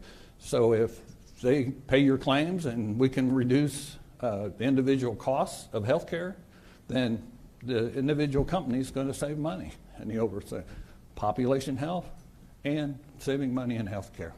So we work very hard at that. But again, as I said, it's not all about the hospital. It's not all about the doctor. It's also about social determinants of health. There are many, many, many food deserts in West Virginia. No grocery store, no fruits, no vegetables, nothing, really. And that's the number one determinant, at least right at the very top. Number one social determinant of health in our state is food insecurity. I venture to say nobody in this room has food insecurity. I know I don't, My wife, sometimes she wished I would. But at the same time, the other one that's way up on the list is transportation. People can't get to where they need to be. So we have to work with them. And our insurance partners have really stepped up to help us identify ways to work together. And you're going to hear more about the whole food insecurity and working together with communities and other health systems across the state. So it's a partnership in that regard. So again, I just can't emphasize enough, it's not just all about hospitals and doctors. It's about working with the patient on their own health care as a system. Diabetic cameras, if you're a diabetic, you should have a diabetic eye exam at least once a year. And we've had insurance, some of our insurance partners have donated those cameras to us, so we have those available. Again, that's where the analysts within the health system can look at. Dave's a diabetic. Dave hadn't been in a year or two or three. and we're going to call Dave and see what's going on. Can we get him in to see the doctor? Can we get him in to be cared for? And all that's in this overlying data system. And all of that is on the table when the quality committee comes together and works. We're talking people from all over the state coming together and really work at this level of care. That's what we all came into the industry for. We didn't come into the industry to run a healthcare system or to whatever. We came into the system to try to help people. And so we try to drill down to people, to the individual, as best we can. And the whole industry and the whole science behind it and so forth is evolving, and we will do better over time. But we're on a great path at this point in time. So Mon Health and CMC coming together, two great systems. You know, we just have the same values. We have the same way of looking at the world. We want people to be able to maintain choice, to be where they need us to be as an organization. We can't be everywhere, but there are lots of independent practices in the state. There are lots of little clinics all over, mostly in rural areas, federally qualified health centers, rural health centers, et cetera. They don't want to be part of a big system necessarily. They don't want to stay independent as best they can. It's a struggle. It's a struggle. Long term, it may not work out, but they want to as long as they can. And that's where we feel very strongly about that. We feel that's very important, that people want to stay close to home and the caregivers want to have control in their communities. For the hospitals that are in our system, everybody will maintain their name. They're going to maintain their boards. They're going to maintain community involvement. We're not going to take them over and change everything. That's not necessary, frankly. Mon Health system, well-managed system, great people in it. It's just been a joy to meet people at every level in the organization. CMC, great system, lots of great people in it. And we will maintain and just grow as a system, and we couldn't feel better about where we are right now. So, you know, this is sort of our mission, if you will. Better access to very quality healthcare organizations, high quality, national recognized quality. Coming forward, we work on costs.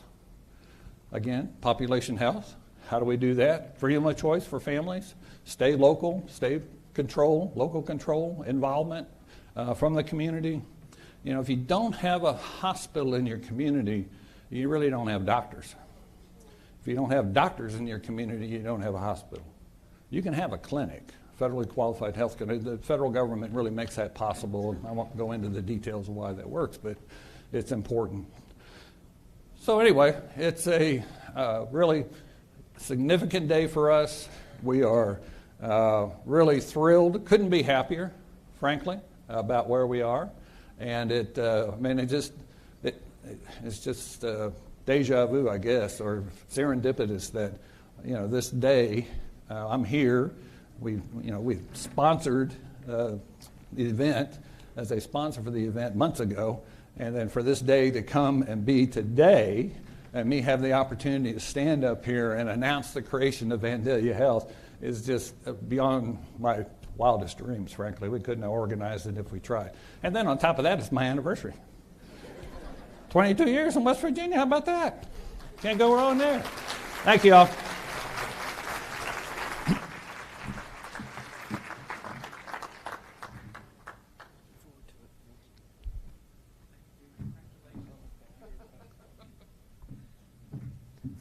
Dave, that is fantastic news. We're so glad you were able to share that with us here today, and we're looking forward to hearing more about Vandalia, and congratulations on that and on your anniversary to West Virginia.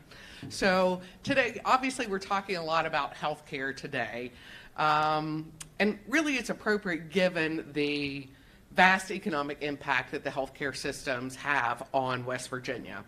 We are pleased to have Brian Castrucci as our next speaker. Brian is the president and CEO of the de Beaumont Foundation, a leading voice in health philanthropy and public health practice. Under his leadership, the Beaumont Foundation is advancing policy, building partnerships, and strengthening the public health system to create communities where people can achieve their best possible health. So we're really excited to have Brian here today, and I'm going to turn the stage over to him. Morning. Thank you. Okay, so I didn't trip coming up the stairs, so that's a good start. It's an amazing day for me because I've never had a senator and a U.S. Secretary of Agriculture as my opening acts, so this is kind of a good day. I share in Dave Ramsey's anniversary. This is my 22nd hour in West Virginia. So I'm excited to be here because what has been the theme throughout the entire morning? Some people talked about the economy, some people talked about health care, but the whole thing, we were talking about health, right? And that's what we really have to focus on is health. I want to talk a little bit more about those social determinants of health and how really together we can build communities that are healthier and more prosperous. So let's start. Just raise your hand if you work in health. Okay, now, if you don't have your hand up, do you have employees? Do you live in a community? Were you around for the past 2 years? Everyone's hand should go up. Because all of us, I don't care what you do, all of us have a stake in health. All of us have to think about how we build health in our communities. Senator Manchin talked about all those jobs that we need to bring to West Virginia, all those people we need to bring to West Virginia. But let's recognize that in America's health rankings, West Virginia ranked 47th. 8 of the 10 states with the lowest health rankings were in the South. And that's not going to be solved by health care. We cannot treat our way out of our health issues. We cannot treat our way into better health. Okay, so let me tell you my story.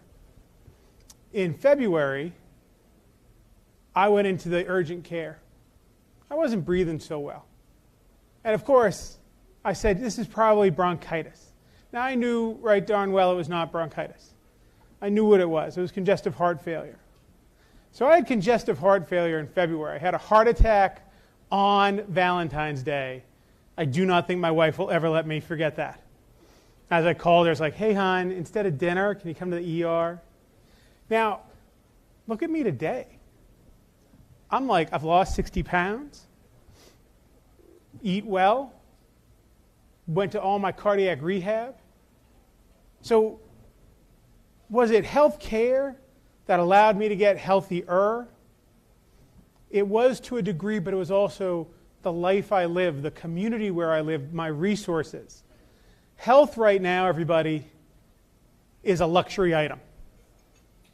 Okay, I am a diabetic as well, and I went to the endocrinologist the other day. I have an A1C of 6, which is really good. And I put that online, and I thought, this is cool. I'm a diabetic. I'm getting control of my disease. But right now, that's as much of a flex as me sitting in front of a Mercedes and saying, look at the car I have. Because the reason that I can be healthy is because I live in a community that supports my health. Because I had paid sick leave. So that when I had a heart attack and when I had to go to cardiac rehab, which was 108 hours between the hours of 9 and 5. How many of your employees could have actually made that work? Did they have paid sick leave? Do they have the resources? So everybody sitting here, we've been through COVID together. And all of a sudden, business leaders are having to make public health decisions. Should I require masks? Should I require vaccinations? And you did it without as much help from the public health system as you should have had. There was a lot of confusing jargon from CDC and others. And so I'm not an apologist for public health. But what I do know is the only way that we're going to have a healthier and more prosperous West Virginia is if businesses and public health work together. If I were to ask you to raise your hand, if you are a public health entity, everyone's hand should go up. Whether it's your employees, your consumers, your supply chain, or your environmental impact, every single one of you have a public health footprint and have a way that we can better understand how to achieve community health. And so part of our challenge is really, this is how we look at health, right? This person, right? One little person. Remember when Lyft was doing the ride so people could get to the doctor or get to their vaccination? Do you remember that? And people said, this is how we're addressing the social determinants of health. That is not how we're addressing the social determinants of health. We are still only recognizing the needs of that individual. Okay? I appreciate healthcare's movement upstream and advancements to say we need to call the diabetic who hasn't come in for their eye exam. But the other questions are, does that diabetic have a refrigerator for their insulin? Right? Medically non-compliant tends to focus on the individual and their failure. But it could be the system. Do I have breaks at work to actually go get the medicine I need? Do I have the medical drug care? Do I have the prescription care that I need? Right? These are the questions that we have to begin to ask, because while we tend to think of this as an I issue, right? Me, my health care, my doctor, we actually are always in communities. We have families, we have friend groups, we worship together. We are in businesses. Everything that we do together, except when it comes to health. And when it comes to health, we really tend to focus on the individual. If you walk away with nothing else today but the fact that I have an ability to make my health great, if you understand that that is a fallacy, and it's a fallacy that's been sold to us forever. You know, I'm an 80s kid, so remember Hulk Hogan, right? Eat your vitamins, say your prayers. You know, don't smoke. You shouldn't smoke. You need to quit smoking. How many of you live in a community that is just papered with tobacco ads? How many of you live in a community where you can get brown bag liquor at 2 in the morning? How many of your employees live in those communities? How do we change that? How do we change the environment? So I want you to, again, if you really think about this, think about fish in a fish tank. Okay? If you think about fish, and you might give your fish the best fish food, you might give your fish a little room to exercise. You do everything you can for your fish. You spend maybe 93% of your time thinking about just the fish. But if you don't pay attention to the water and the tank, all the fish are going to die. I use that 93% number because that's what we spend on health care in this country. 93% of the federal investment in health is in health care. The remaining 7%, some of it goes to public health, not all of it. So think about what we can do together, what we could achieve if we worked together and really focused on community health. We could get an economic boost. We could get those people to move to West Virginia that Senator Manchin talked about. We could get better productivity. We'd get fewer absences. We could have an economic benefit because good health, good community health, is good business. It's good for each and every one of you. And remember, I mentioned earlier that West Virginia is 47th in the county health rank in the America's Health Rankings, and this is the model that they use. And so this is not a medical care model. Behavioral health, choices that we make in our physical environments, where we put various bus depots or trash receptacles, where we put those things, those are all socially derived decisions. And we need to think about how do we make sure that the communities in which our employees live are supportive of health and not antagonistic to health. Many of you offer medical care, you offer health insurance to your employees. But look at your health care costs. Are they coming from your employees or the spouses and the children that you cover, the retirees? The second that your folks leave your workplace, the four walls of your workplace, they're going back into an environment that could be antagonistic to health. And so together, there's a real path for business and health to work together. It is essential for what we want to do as a society. And if you think about it, we really have shared values, public health and business. We all want healthy people, and that's going to include our employees, our family members, our kids. Right? Think about it just for 1 second with health versus health care, because that's, if there's one thing that you leave here with, you'll understand this difference. If you have kids, and you've ever seen your kid, like, precariously perched and about to fall, what do? You try to grab them? Or do you let them fall and then treat their injury? Which would you do? When you only rely on health care, you're waiting for the person to fall. Why do we have to wait for diabetics to be diabetics before we intervene? They're diabetics because maybe they didn't have access to healthy food. Maybe they didn't have access to a place to exercise. Or if you're working 2 jobs, it's really hard to fit in that hour of exercise at the gym. These are issues that if we could just intervene earlier, we could actually make a bigger impact, increase productivity, lower absenteeism, delay retirements, build that workforce that we need. We want healthy businesses that can attract top talent. Do you know where people want to relocate their businesses? They want to go to Denver. Do you know why people want to go to Denver? Well, it's pretty. It's got nothing on West Virginia in my 22 hours here. It's just as pretty here in West Virginia. They have a highly educated, healthy population. I worked in Georgia. I remember talking to our economic development folks. The more that obesity, diabetes, heart disease, hypertension, as those numbers go up, you just don't have enough tax credits to offset the healthcare costs.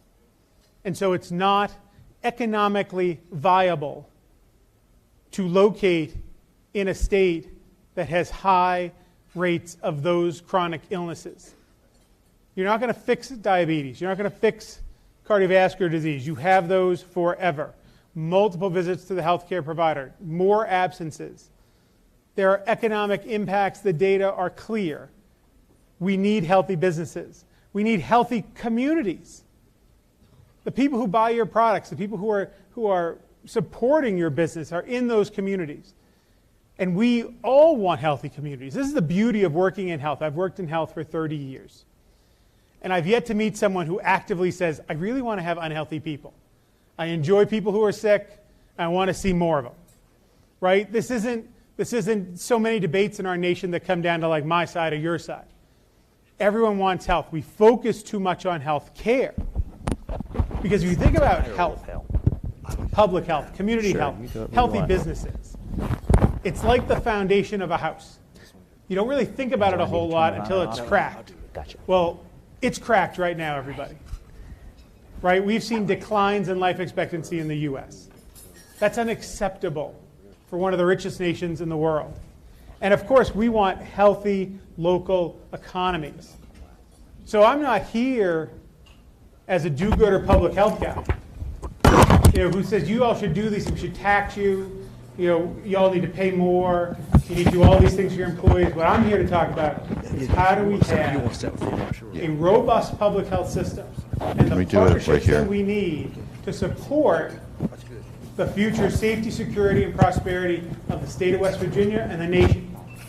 Because that's what's at stake. Okay, I'm going to do the introductions from the podium. So right now, I'm starting to think about ways that we all can work together, because I want to leave you with things that you can do.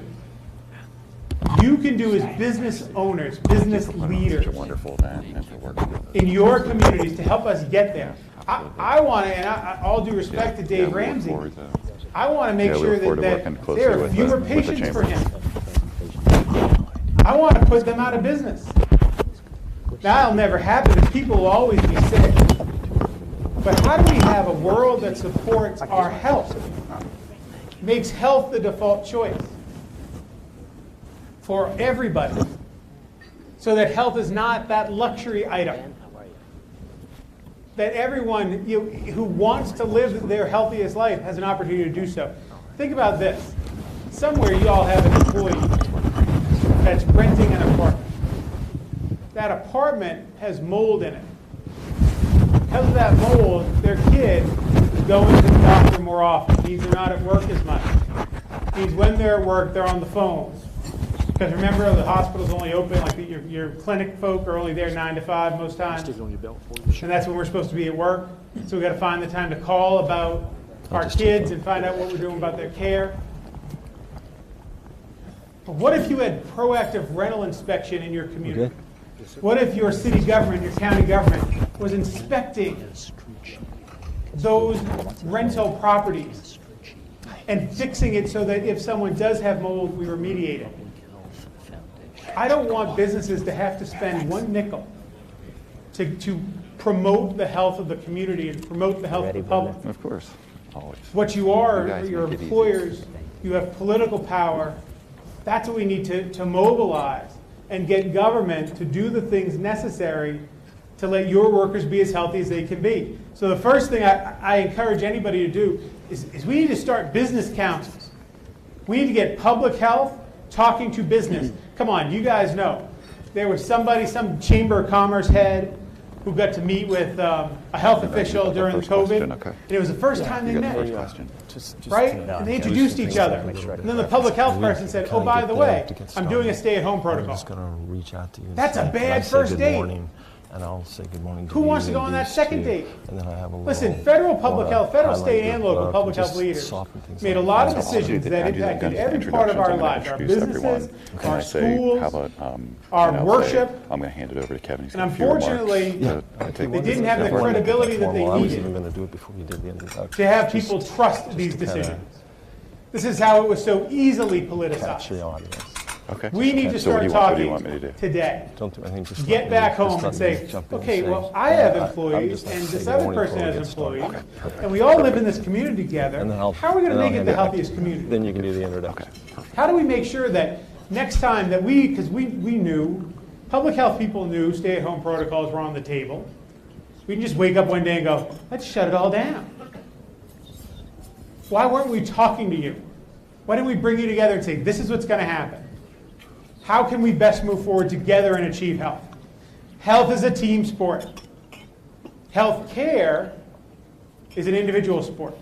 If you're going to do that, Got to get I into may making start those with this question business then, councils. so we can Mayors, mix up the speakers. county commissions, city councils, you, Well, it your won't health be more than commissioner, 30 you all need to seconds. start Sorry, talking. In Just Akron, 30 seconds. Ohio, It's just- the gonna Summit promote County your- Health I'm gonna promote your Department book. brings together the business community.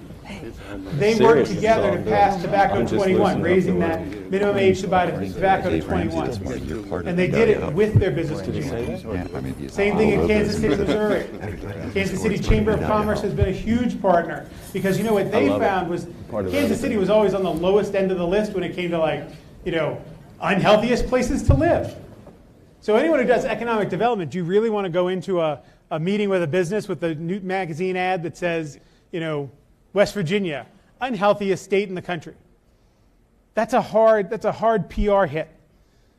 And what I've learned in my 22 hours in West Virginia is you all are very proud of West Virginia. You are friendly folk, and you don't need that PR hit. And it's within your grasp to change things to make West Virginia the healthiest state that it can be.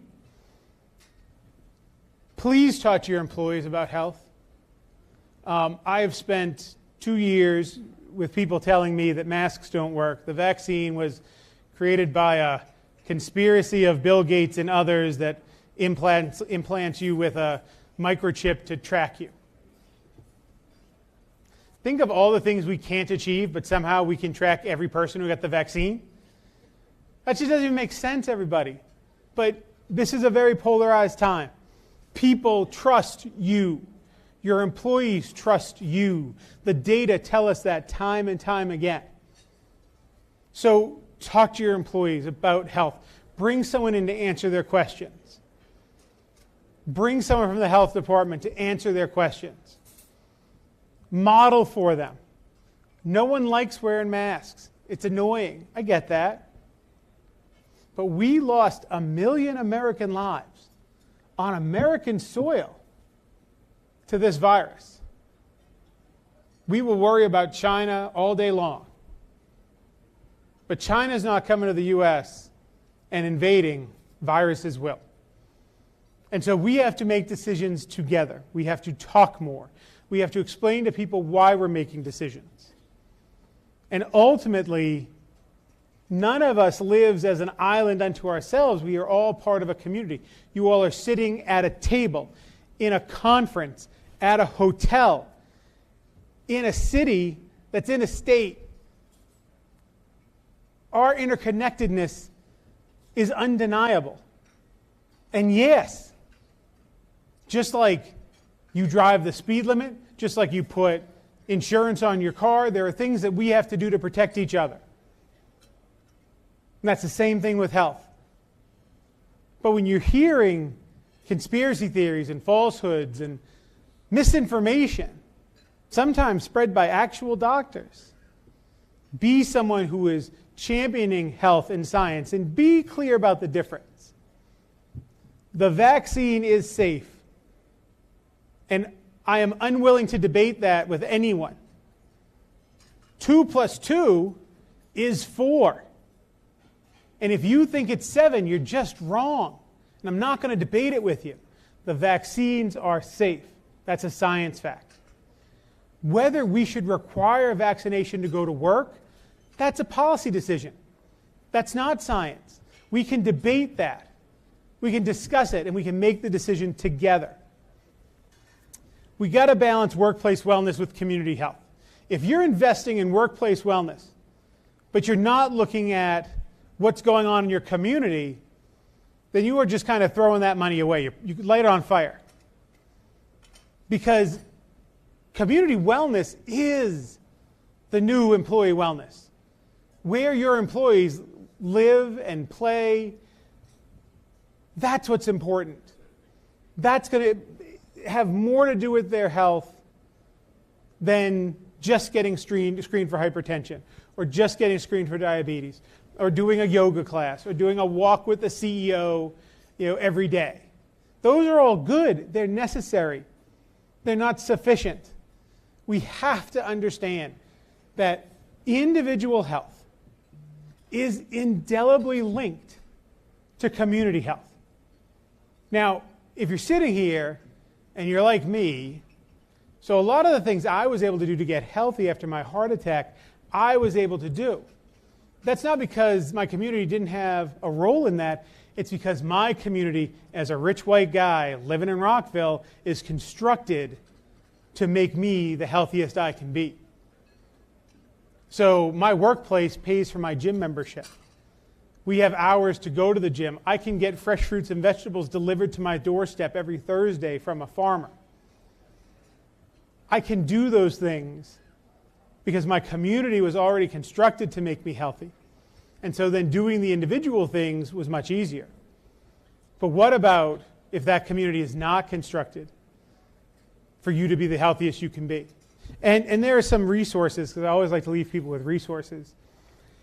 Healthaction.org, this is an organization that is working with businesses, manufacturing businesses, consulting businesses, all types of businesses, to really think about how we're going to confront health going forward. They're going to have a webinar in September on how businesses should write a pandemic plan, so you're ready for the next pandemic.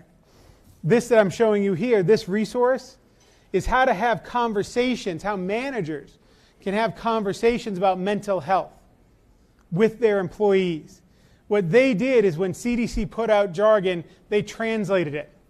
They proposed algorithms to help businesses decide whether they wanted to have mask mandates or vaccine mandates. And there's also city health, and this is where that community piece comes in. Because here's the thing. The only way to truly impact the social determinants of health is through policy change. It's the only way. If you want to change the outcome of a game, you have to change the rules. My son plays Monopoly with me, and I beat him mercilessly. One time, he almost got this close to beating me. But thank God for his sister, who didn't really care about beating Dad. So I traded her Boardwalk and Park Place for a cookie. My son lost his mind, flipping the table. He's like, you can't do that. I'm like, of course I can do that. And I brought him in. I said, Evan, you know how you're going to win this game? He said, no, Dad, how am I going to win the game? He goes, I said, Evan, every time you play Monopoly with me, you play as the car. Next time, play as the boat. And next time he played as the boat, and do you know what happened? He left the table crying because I crushed his soul.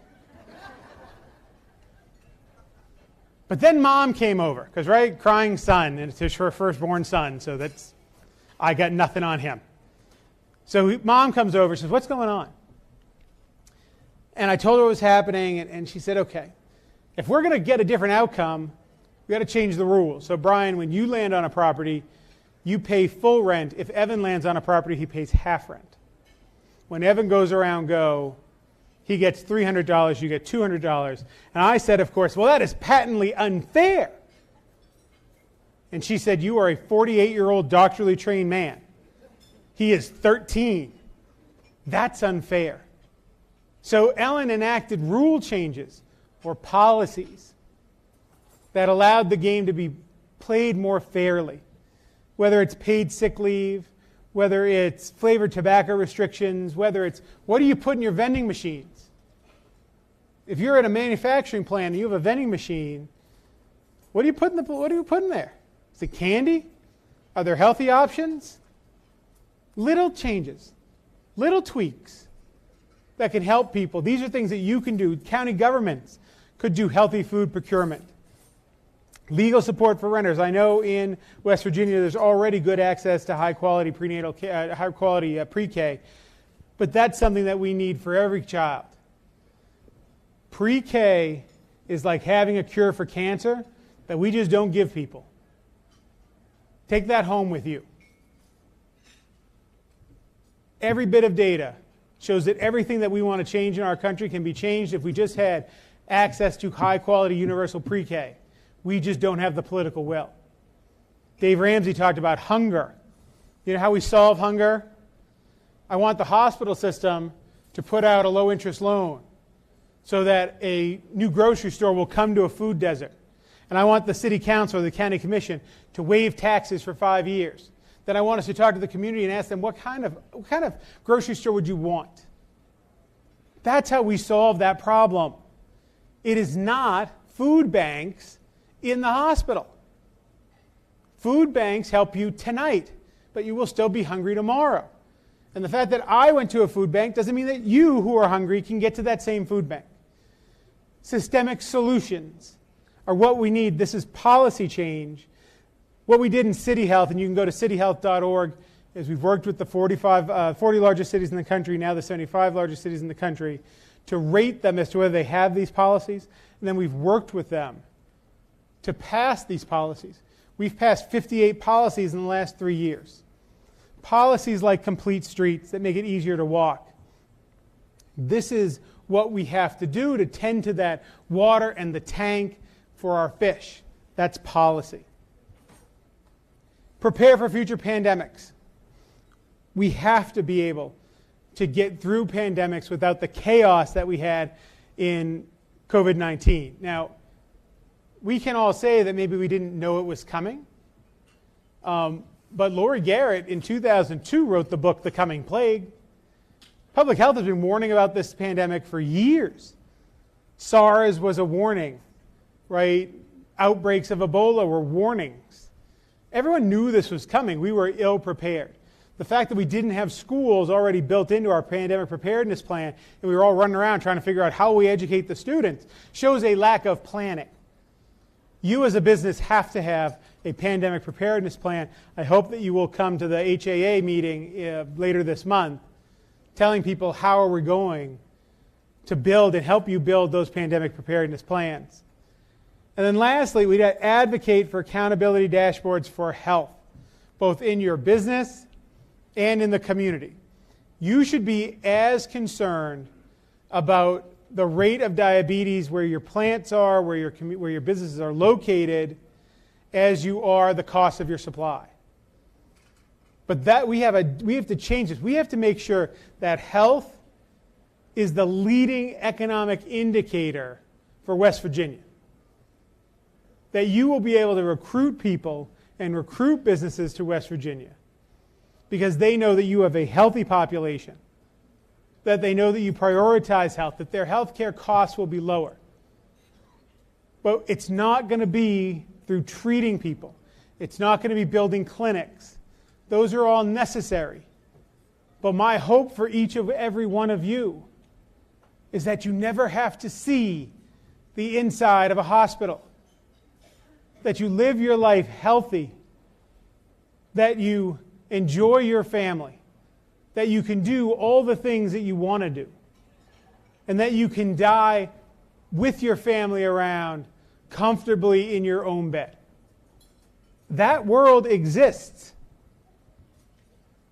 Short of our annual physical and our screenings, the access to health care should not be the major determinant of our health.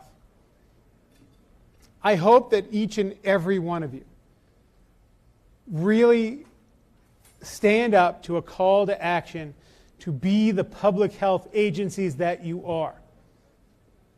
There are public health programs at West Virginia University and at Marshall. Have folks educate you and work in partnership. Maybe there's a partnership between the Business School of West Virginia, the School of Public Health, and this Chamber of Commerce, this conference, where next year we're having trainings on how we build your skills to change the health of your employees, and more importantly, be a stronger economic engine because of it, because what we all know, and just do this for me, is tell your family when you get home, what was the one thing you learned at the conference? I learned that good health is good business. Thank you guys for your attention.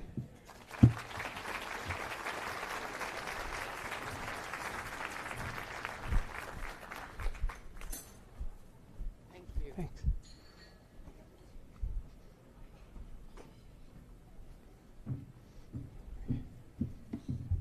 Thank you, Brian. We have two quick announcements. Carol Smith, if you are in here, your cell phone has been found, and it is at the Dow booth. So I hope Carol has some ID. Make sure everybody knows that it's her phone. Also, we would ask folks, if you're in the back of the room and you all are having conversations, it's getting pretty loud up here, so we would ask you to go out in the hallway if you need to have some conversations. So with that, we will get started on our next panel. It is now my pleasure to introduce the moderator of our next panel, Ben Gerber, while he and our panelists take their seats. Come on up. Ben is the CEO of Peak Health, this year's host sponsor for the annual Meeting and Business Summit. Ben is also the Chief Strategy Officer of WVU Medicine, and he holds a J.D. cum laude from Harvard Law School, where he was an Olin Felon, did I get that right? In law and economics. So my oldest son, Ben, is starting his third year at Harvard Law, and he was a fellow, but it wasn't the same one you were in. But so we'll talk about how we can get him back and make sure he stays in West Virginia. So welcome. Thank you. Fantastic. Thank you so much for that introduction.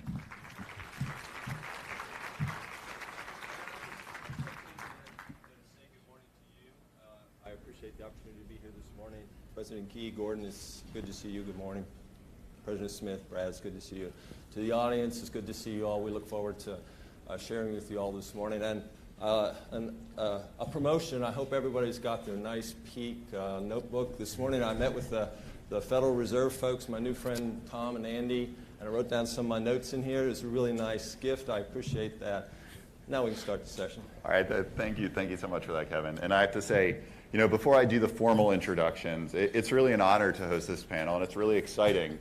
Not just because the topic is so important and timely, but because of this esteemed panel. And before I do the formal introductions, having gotten to know Gordon over the last 6 years, having worked with and gotten to know Kevin over the last 2 years and getting to know Brad now, what stands out is not the fact that they're great businessmen, great academicians.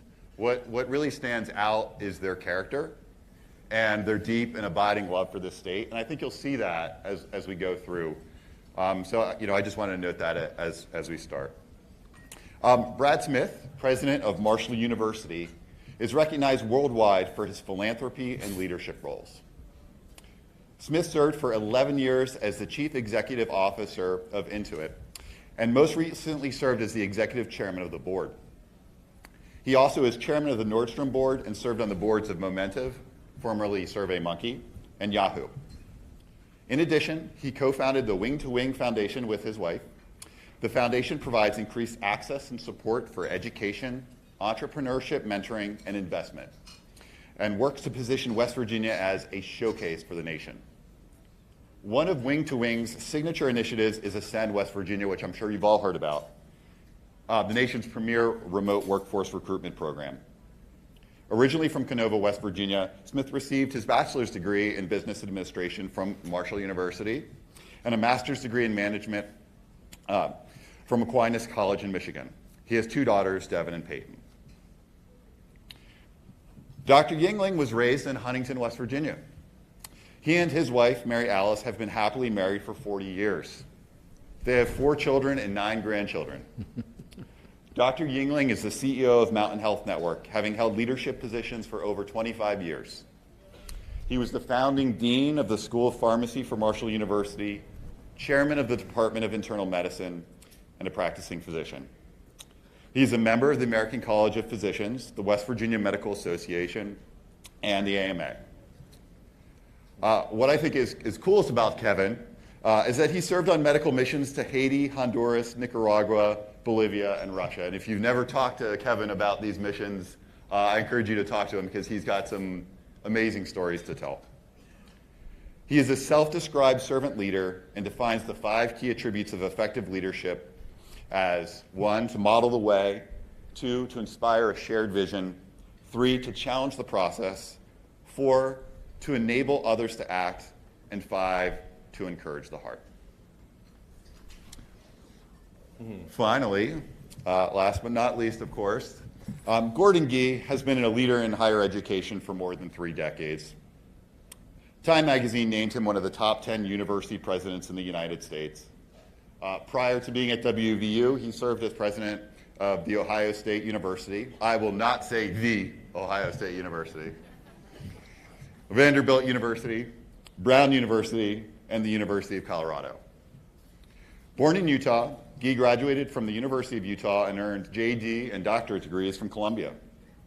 Before starting his career in higher education, he clerked for the 10th Circuit Court of Appeals and worked for Chief Justice Warren Burger at the U.S. Supreme Court.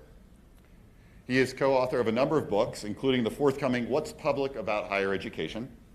He serves on the National 4-H Council Board of Trustees and the Boy Scouts of America's National Executive Board. Oh, and he also chaired the Big 12 Board of Directors Executive Committee and is a Big 12 representative on the College Football Playoff Board of Managers. So we're going to save some time at the end. I don't know if anyone's going to ask him about that. So if we can give a warm round of applause before we start with the questions.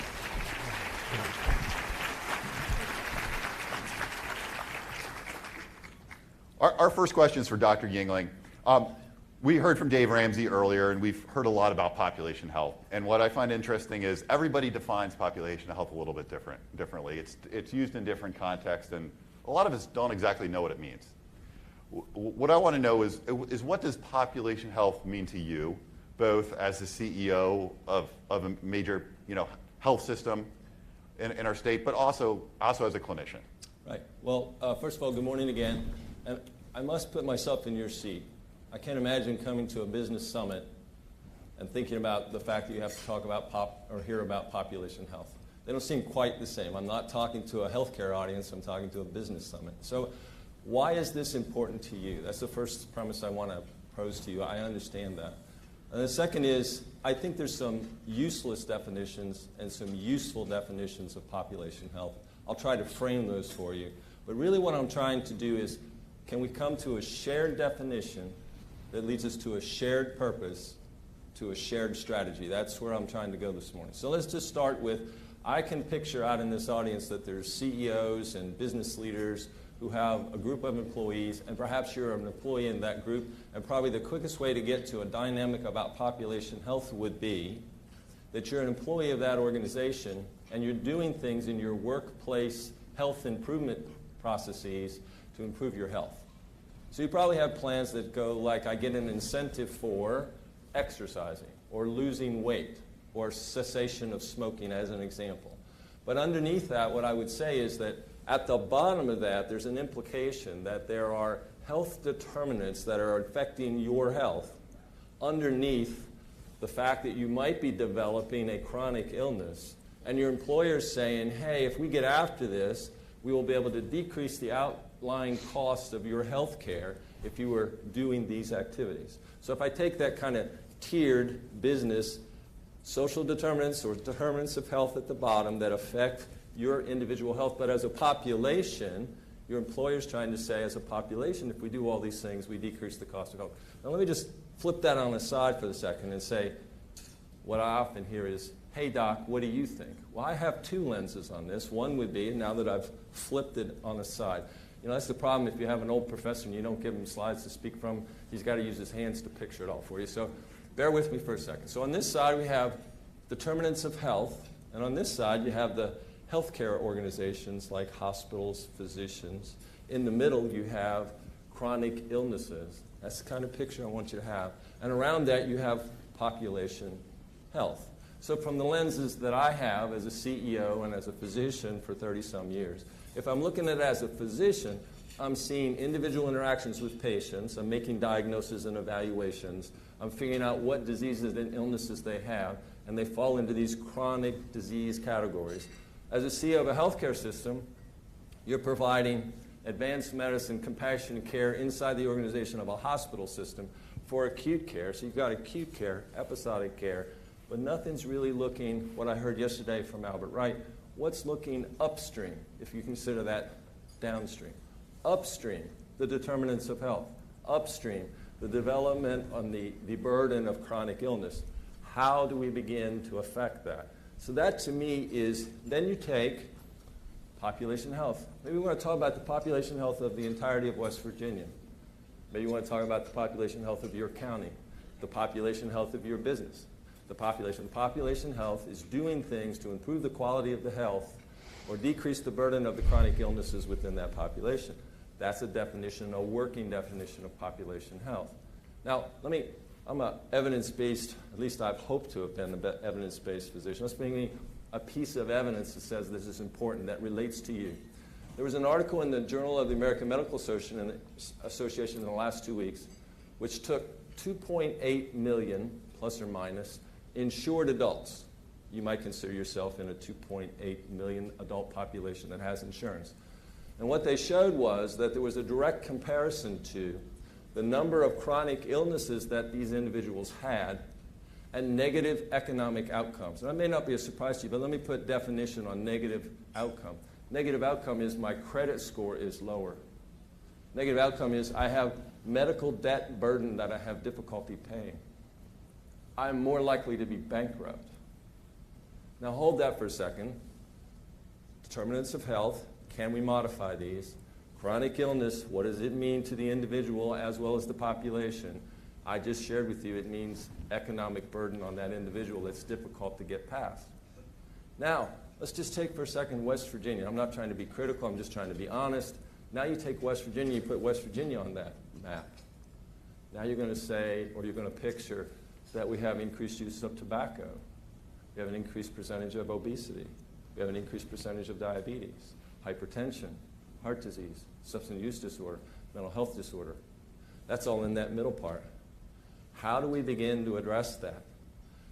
Picture that for a minute, that unless we begin to address that in an earnest and clear way, now maybe I'll have a chance to clarify or edify on that in a few minutes, but unless we begin to address that, then as I'm listening to yesterday's conversations, and I see Secretary Carmichael out there, as I'm listening to the economic development that's arising, I listen to the governor and the senators and the business folks that have come here to start their businesses here. I think very quickly we're going to bump up against, there's going to be a convergence of a problem. And that is, they are expecting, I believe, a workforce that's ready to go to work in their businesses. I think you all call it participation in the workforce. Others would call it competition in the workforce. How do I retain the talent in West Virginia? How do I grow the talent in West Virginia? And of course, from my seat, we're talking about population health, I'm concerned that if we don't find an effective way to address the quality of health in our state, what is going to happen when they bump up against, I need a participatory workforce. I remember hearing John Ferris from Nucor say that in our work site, we have industrial athletes. I don't know about you, but I was like, whoa, what's an industrial athlete? And then I got to think about it. Sorry, I couldn't do that job. Right? I'm not fit enough, if you will, to do that job. And yet they're coming here and they're going to create 1,000 jobs and then all the jobs that are related to that.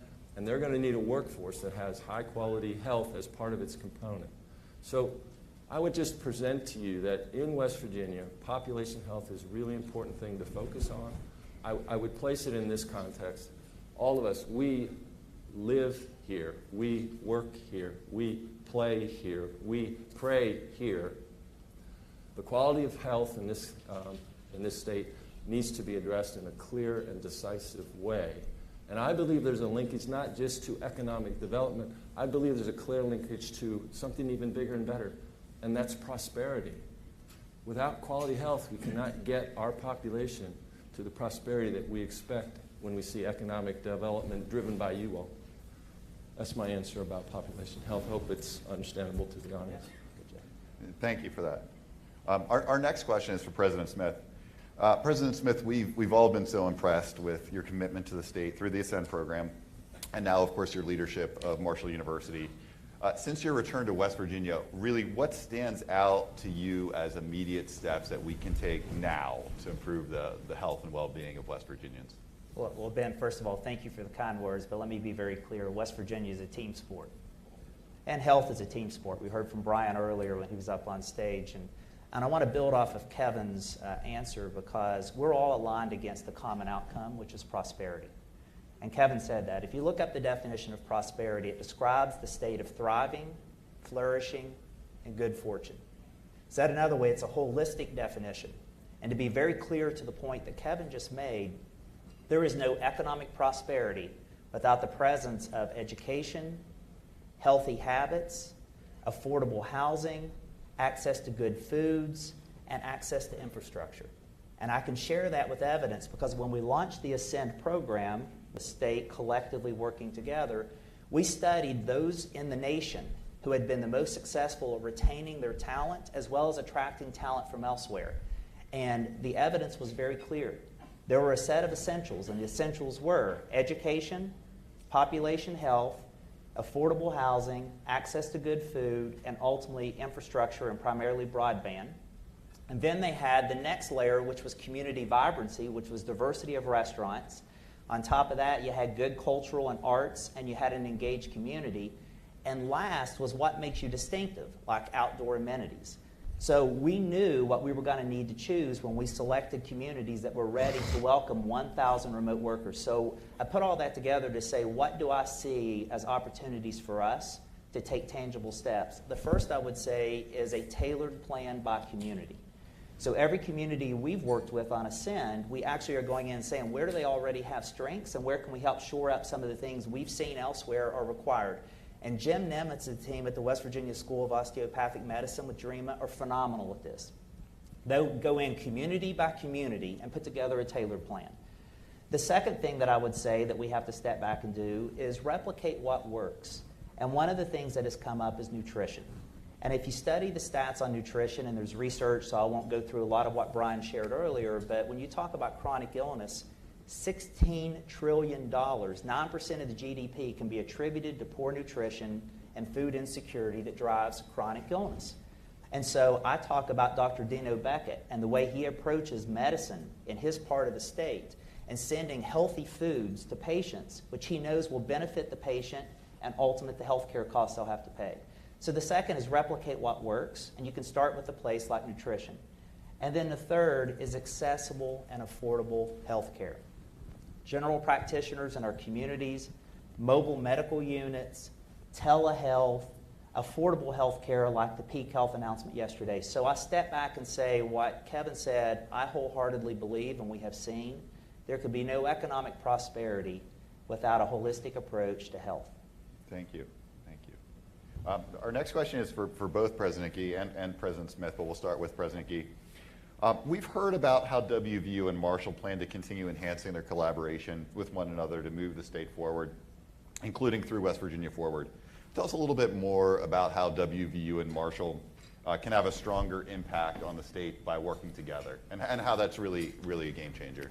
Well, first of all, I think I'm on the wrong panel. I thought we were going to be talking about football today. I will tell you a very funny thing. In fact, I did send a note to our coach this morning and told him, wished him well against Pittsburgh this evening, and then told him that I had my ankles taped, and he sent me back a note and said, he's not that desperate. And then it's a wonder he didn't send back and say, I hope you have your mouth taped, because I have been known to be fodder on everyone's locker room for a long time. By the way, I just have to say this, Brad, you'll discover this. To everyone that supports Marshall, it's a football game. To you, it's going to be your budget running up and down the field, so you'll get used to it. I've come to appreciate yeah, that. 9 months. Thank you, Gordon. I know. So, I think that this is a very small state. Let me just say this is a very small state, and what we've discovered is that in our smallness comes great strength. And the only way that we strengthen ourselves is the fact that we bury all of our animosities, we bury all of the things that have divided us, and we have made a determination, and Brad and I have certainly made that, but we've made this as a community, that we're going to work with business industry, we're going to work with everyone. This is the reason we're here today, is the fact that this is a summit. It's not simply a summit talking about what do we do. It's also a way for us to stack hands as a state. And one of the wonderful things about West Virginia is because we are small, we have the ability to be able to make a difference in the world in ways that very few places can. We can get the people who can change the arc of the state in a telephone booth, and in so doing, we can make decisions which are very powerful. And so what Brad and I have thought about, and I think what all of us are thinking about, is the fact that we need to turn from thinking about West Virginia as a place where we live, but as a place that is a demonstration project. If we can do it here, we can do it anywhere. And if we can prove to the world that there are better health outcomes, and we have started at the bottom, and we have raced to the bottom, and we know that. And if we can say we can do this, if we can have peak health be successful, if we can have mountain health be successful, if we can have a collaborative effort in which we are working very closely together. So that notion of us bearing any kind of animosity and creating collaboration and celebration is exactly what we're doing. For example, with us, we work together on West Virginia Forward, which is the economic plan that is really we've executed and has brought the state forward in many ways. We have worked on a number of collaborations in terms of educational enterprises.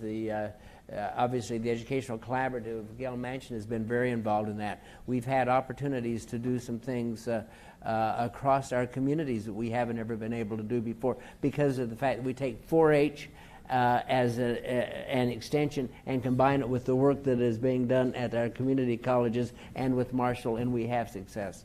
So I think that the days of competition are over. Maybe we might compete for 3.5 hours on a Saturday afternoon, but the real truth is the fact that we have to stack hands and be together for 6.5 days a week. If we do that, West Virginia can be immensely successful.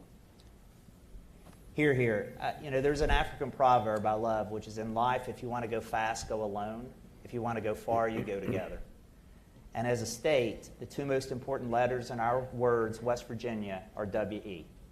And at our school, our rally call, We Are Marshall, the two most important words are We Are.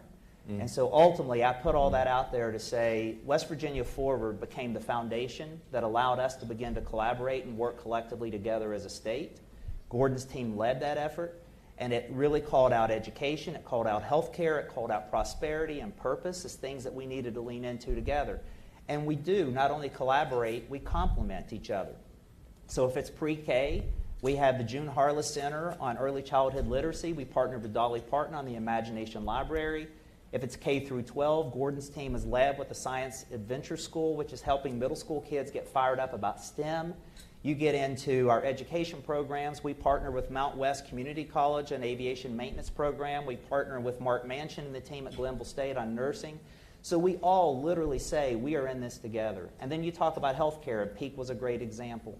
You talk about prosperity. We went on the road with our legislative leaders to talk about the West Virginia narrative in Silicon Valley and D.C. and New York. We told the West Virginia story they had not heard because they're watching reality TV shows and their ears perked up. And so there's just a lot of collaboration. And I'll finish with this. We're not as different as we think. If you take the beautiful blue and the yellow at WVU and you mix it together, it makes a gorgeous Kelly green.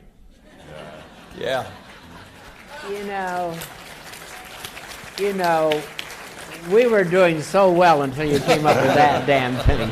Well, you brought up football, and I haven't seen a game in about 6 years, so we'll talk about that. Wow. Sorry about that. Yeah, that's all right. Ben doesn't know how to recover from that. You got a hard act to follow here, Dr. Yingling. So Dr. Yingling, and this is a bit of an unfair question. It touches upon what we've already talked about, but for helping individuals live fuller and healthier lives, if you can pin it down to one missing piece, what is the biggest missing piece for West Virginia to improve the overall health and make a meaningful impact on health outcomes and quality of life? Yeah, I just want to go back to that last comment. Having a degree, a professional degree, both from WVU and Marshall, I love green. Oh, I love green. I love green. But Yeah, but I love green too, and you were a tuition-paying father, so. yeah. So Gordon's referring to the fact that my son just graduated from law school at WVU. So now let's go back to the missing piece, a question. So I don't have a magic bullet. I don't have a magic wand. I was hoping yesterday when Albert was talking and showing if those that were here, showing the rotary phone and the old computer and the cell phone, I was hoping he'd bring out like a poof gun. I thought I'd be talking with Brad and bring out a poof gun that would just fix quality health care in West Virginia with a gun, and we wouldn't have to have an insurance plan. But let me focus here for a minute. I'm just bold enough, and you might say naive enough, to think that West Virginians working with and for West Virginians can create a new model of health care through an insurance program that can affect population health in West Virginia. Now, if you're following me, I tried to give you a shared definition, I tried to give a shared purpose, and now a shared strategy. Is it possible, is it possible to have an effective mechanism that gathers important stakeholders to transact on a shared purpose? The shared purpose is improvement of the quality of health in West Virginia, population health. My answer is yes. Now, hold there for a second. I'm going back to my previous model. Here's the previous model, which was determinants of health, chronic illnesses, the physician-provider platform, acute care medicine, and hospitals. Right now, I think it would be clear. I think I had confirmation from my Federal Reserve friends this morning that about 19% of the gross domestic product in the United States is spent on health care. Now, if you took my model or my picture, that was my microphone, wasn't it? Sorry about that. I thought it was my book. It was my microphone. That's a way to tell me to stop talking, I'm pretty sure.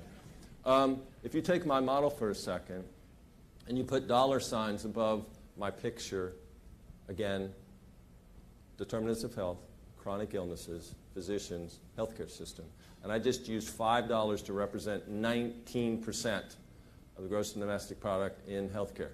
You'd have to put about $3.5 of those dollars over here above hospitals, hospital systems, that part.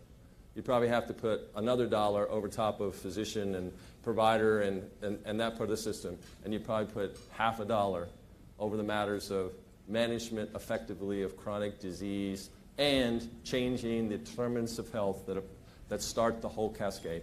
There is a gap in this arc that we need to figure out how to address. Now, it is my view that population health has only been a conversation topic and only an action topic in this century. It didn't occur in the last century. In the last century, when I was educated and I began practice, it was all about growing the healthcare systems and the integration of systems and advanced medicine in hospitals, and those are all very important. But I got to tell you, when I was growing up, I didn't hear the word population health. I certainly didn't hear pop health. And now we are faced with what I just described to you. How do we begin to address that challenge? Here in West Virginia, where we have an increased burden of those responsibilities. I believe it is through an effective mechanism where we shift dollars from that acute care side over to more effectively manage this side of the equation, preventing the onset of chronic illness, managing chronic illness more effectively, decreasing the cost burden both to the system and to the individual who's taking that journey of their health. I think that is really important, and I believe an instrument like PEAK can actually strive to do that. I recognize that there is a very famous population health guru of our last century. You may not know this, but a really leader in population health. His name's Mark Twain. Mark Twain, and perhaps you would prefer this scenario than an effective platform to do it. His comments were something like, in order to have good health, you have to eat what you don't want, you have to drink what you don't like, and you have to do what you would rather not. Now, if each one of you can do that, and then tell me you can do it at the Greenbrier, eat what you don't want, drink what you don't like, and do what you'd rather not, then you're on your way to a really healthy place. But for the rest of us, I think we have to be in a very carefully modeled system that properly incentivizes how we do that. Back to my point, I think we live here, we work here, we play here, we pray here. There needs to be a way to raise the quality of health in this state so we can see the prosperity that we all want to have in the future. That'd be my answer to what I think's missing. Thank you. Our next question is for the two presidents, and we'll shift direction a little bit.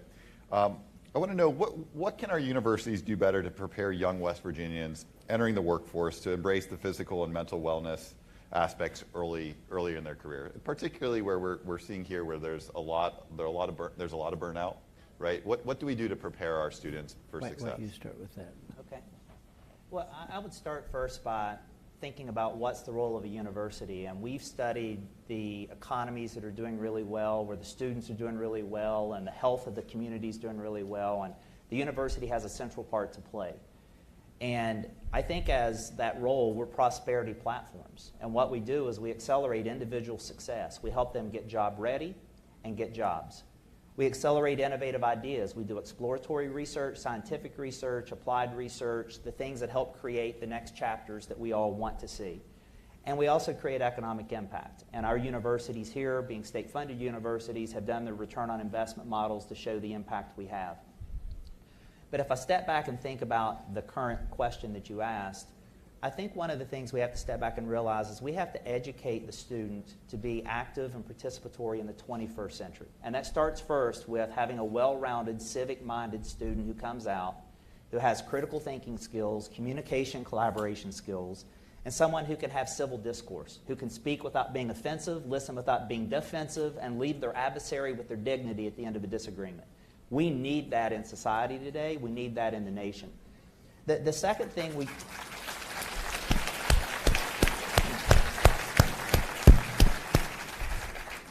The second thing we need is we need to make sure we're producing the 21st century skills. And those skills do include us as West Virginians. They're just different tools now. They may not be a screwdriver. They may be a coding keyboard. But we have the ability to participate, and we have to prepare our students. But then the third element is healthy habits.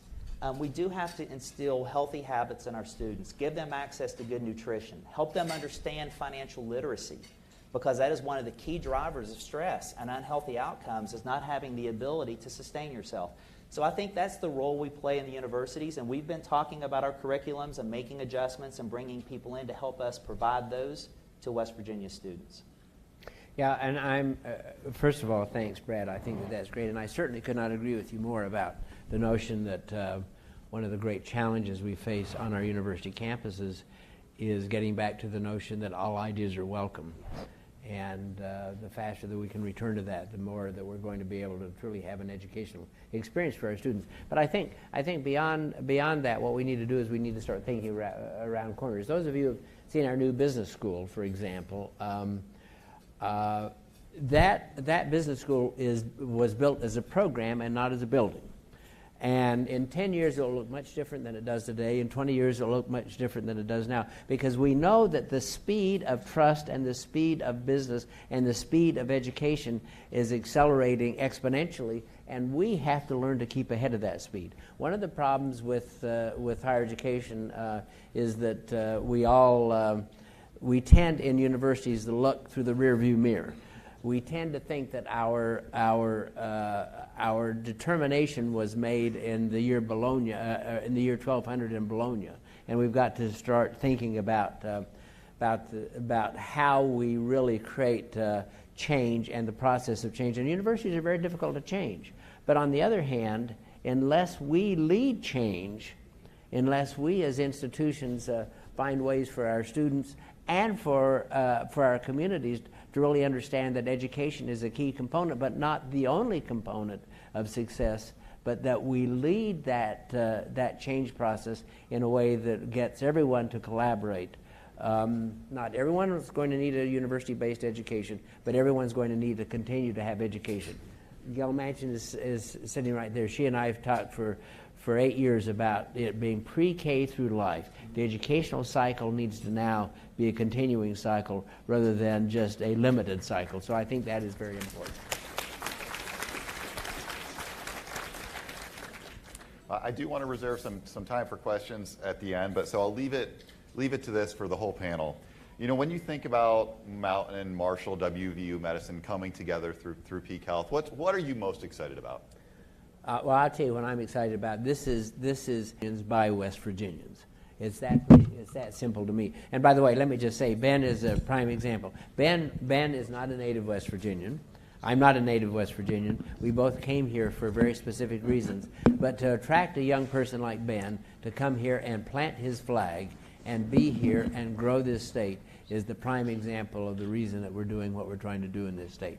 And Ben, I'm thankful for that. West Virginia needs to take control of its own destiny, and for too long we've had forces outside telling us what we need to do. We've exported coal, oil, gas, and talent. We do not need to export ideas. We have great ideas here, and this is one of those beginnings that I think is very important. Thank you. I think what I would say is that I first want to say that I find a distinct energy when there is a Division I university, a vibrant medical school, and a healthcare system that is aligned moving forward to do something. I just think there's an innate energy in that is very positive. Now, I say that not to compare and contrast.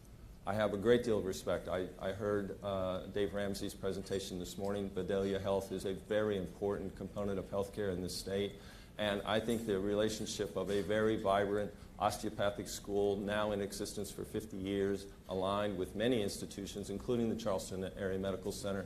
That is a very vibrant organization, and they too are part of this whole picture. So I'm not speaking in contrast or comparison. But out of that, what would I capture from part of this excitement? I think it is the advancement of data and digital technology together to make a difference in the future. And let me just take a minute to express how it is for me on my journey, and maybe it will be relational to you. When I started out in medicine, we had to put all the knowledge points inside of our brains, and we carried all the protocols and all the tricky algorithms and all those kind of things in a book in our pocket, and we walked around in a white coat And then our experience has taught us how to manage the knowledge, the protocols to affect patient care.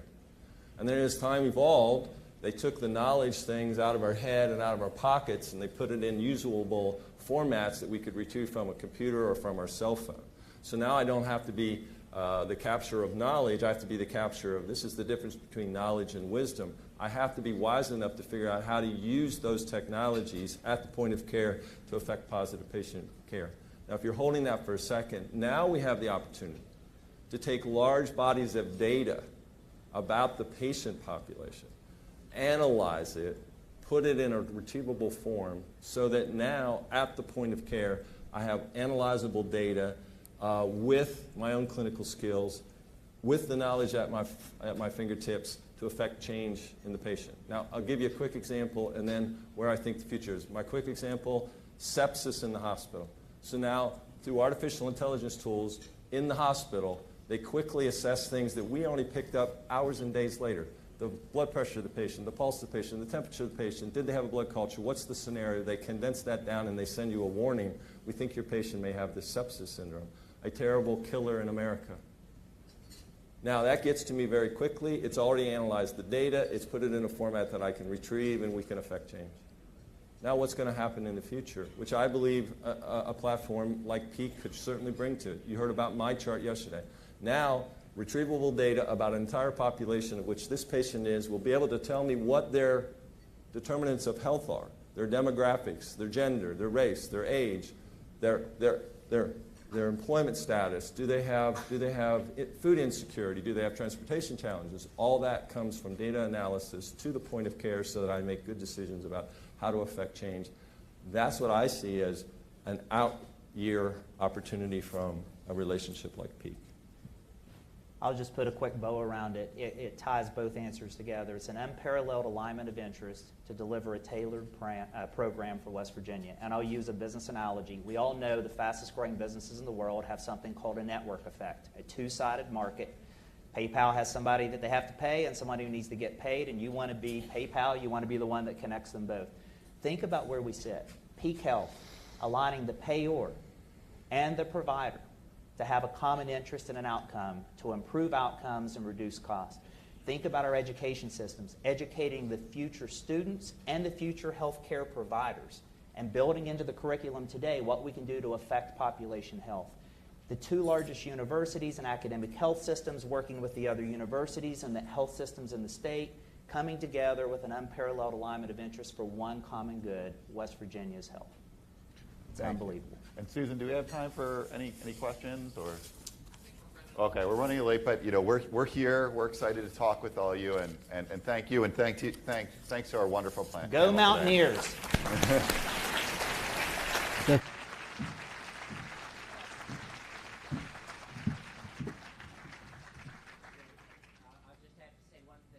Brad and I have come up with this new moniker when we're traveling together. We call ourselves the Thundering Mountaineers. We'll go with it.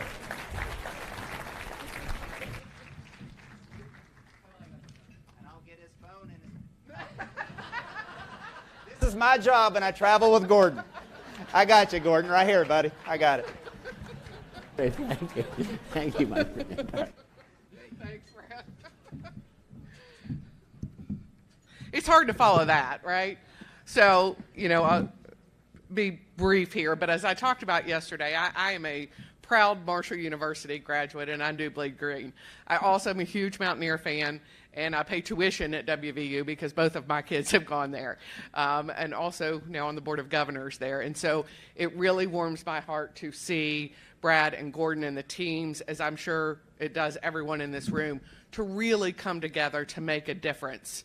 And so I will be wearing my sporting my WVU outfit tonight and my Marshall on Saturday as they play their first game. And Gordon and I have got to be great friends over the last several months, and Brad as well has been fantastic. I always tell Brad the story. I was very fortunate in 2019 to be the commencement speaker at Marshall University for graduation. And I was really excited, and I called my sister. I'm like, "You're not going to believe this. I'm going to be the commencement speaker." And she goes, "Really? when your niece graduated, Brad Smith was the commencement speaker. I was like, great, thanks. Appreciate the support there. But so, we have two great leaders at our universities, and I'm so proud to be affiliated with both of them, as I'm sure, again, you all are as well. So next, it is my pleasure to introduce our next speaker. We are joined by Mr. Robert Blue, the president and CEO of Dominion Energy. Mr. Blue joined Dominion Energy in 2005 and has held a number of senior executive roles. He was named to his current post in October 2020. Robert is a key leader in energy and in the United States and serves on several boards, including the Federal Reserve Bank of Richmond and the University of Virginia's Board of Visitors. He is a graduate of the University of Virginia and Yale Law School. And Mr. Blue, thank you so much for being with us today.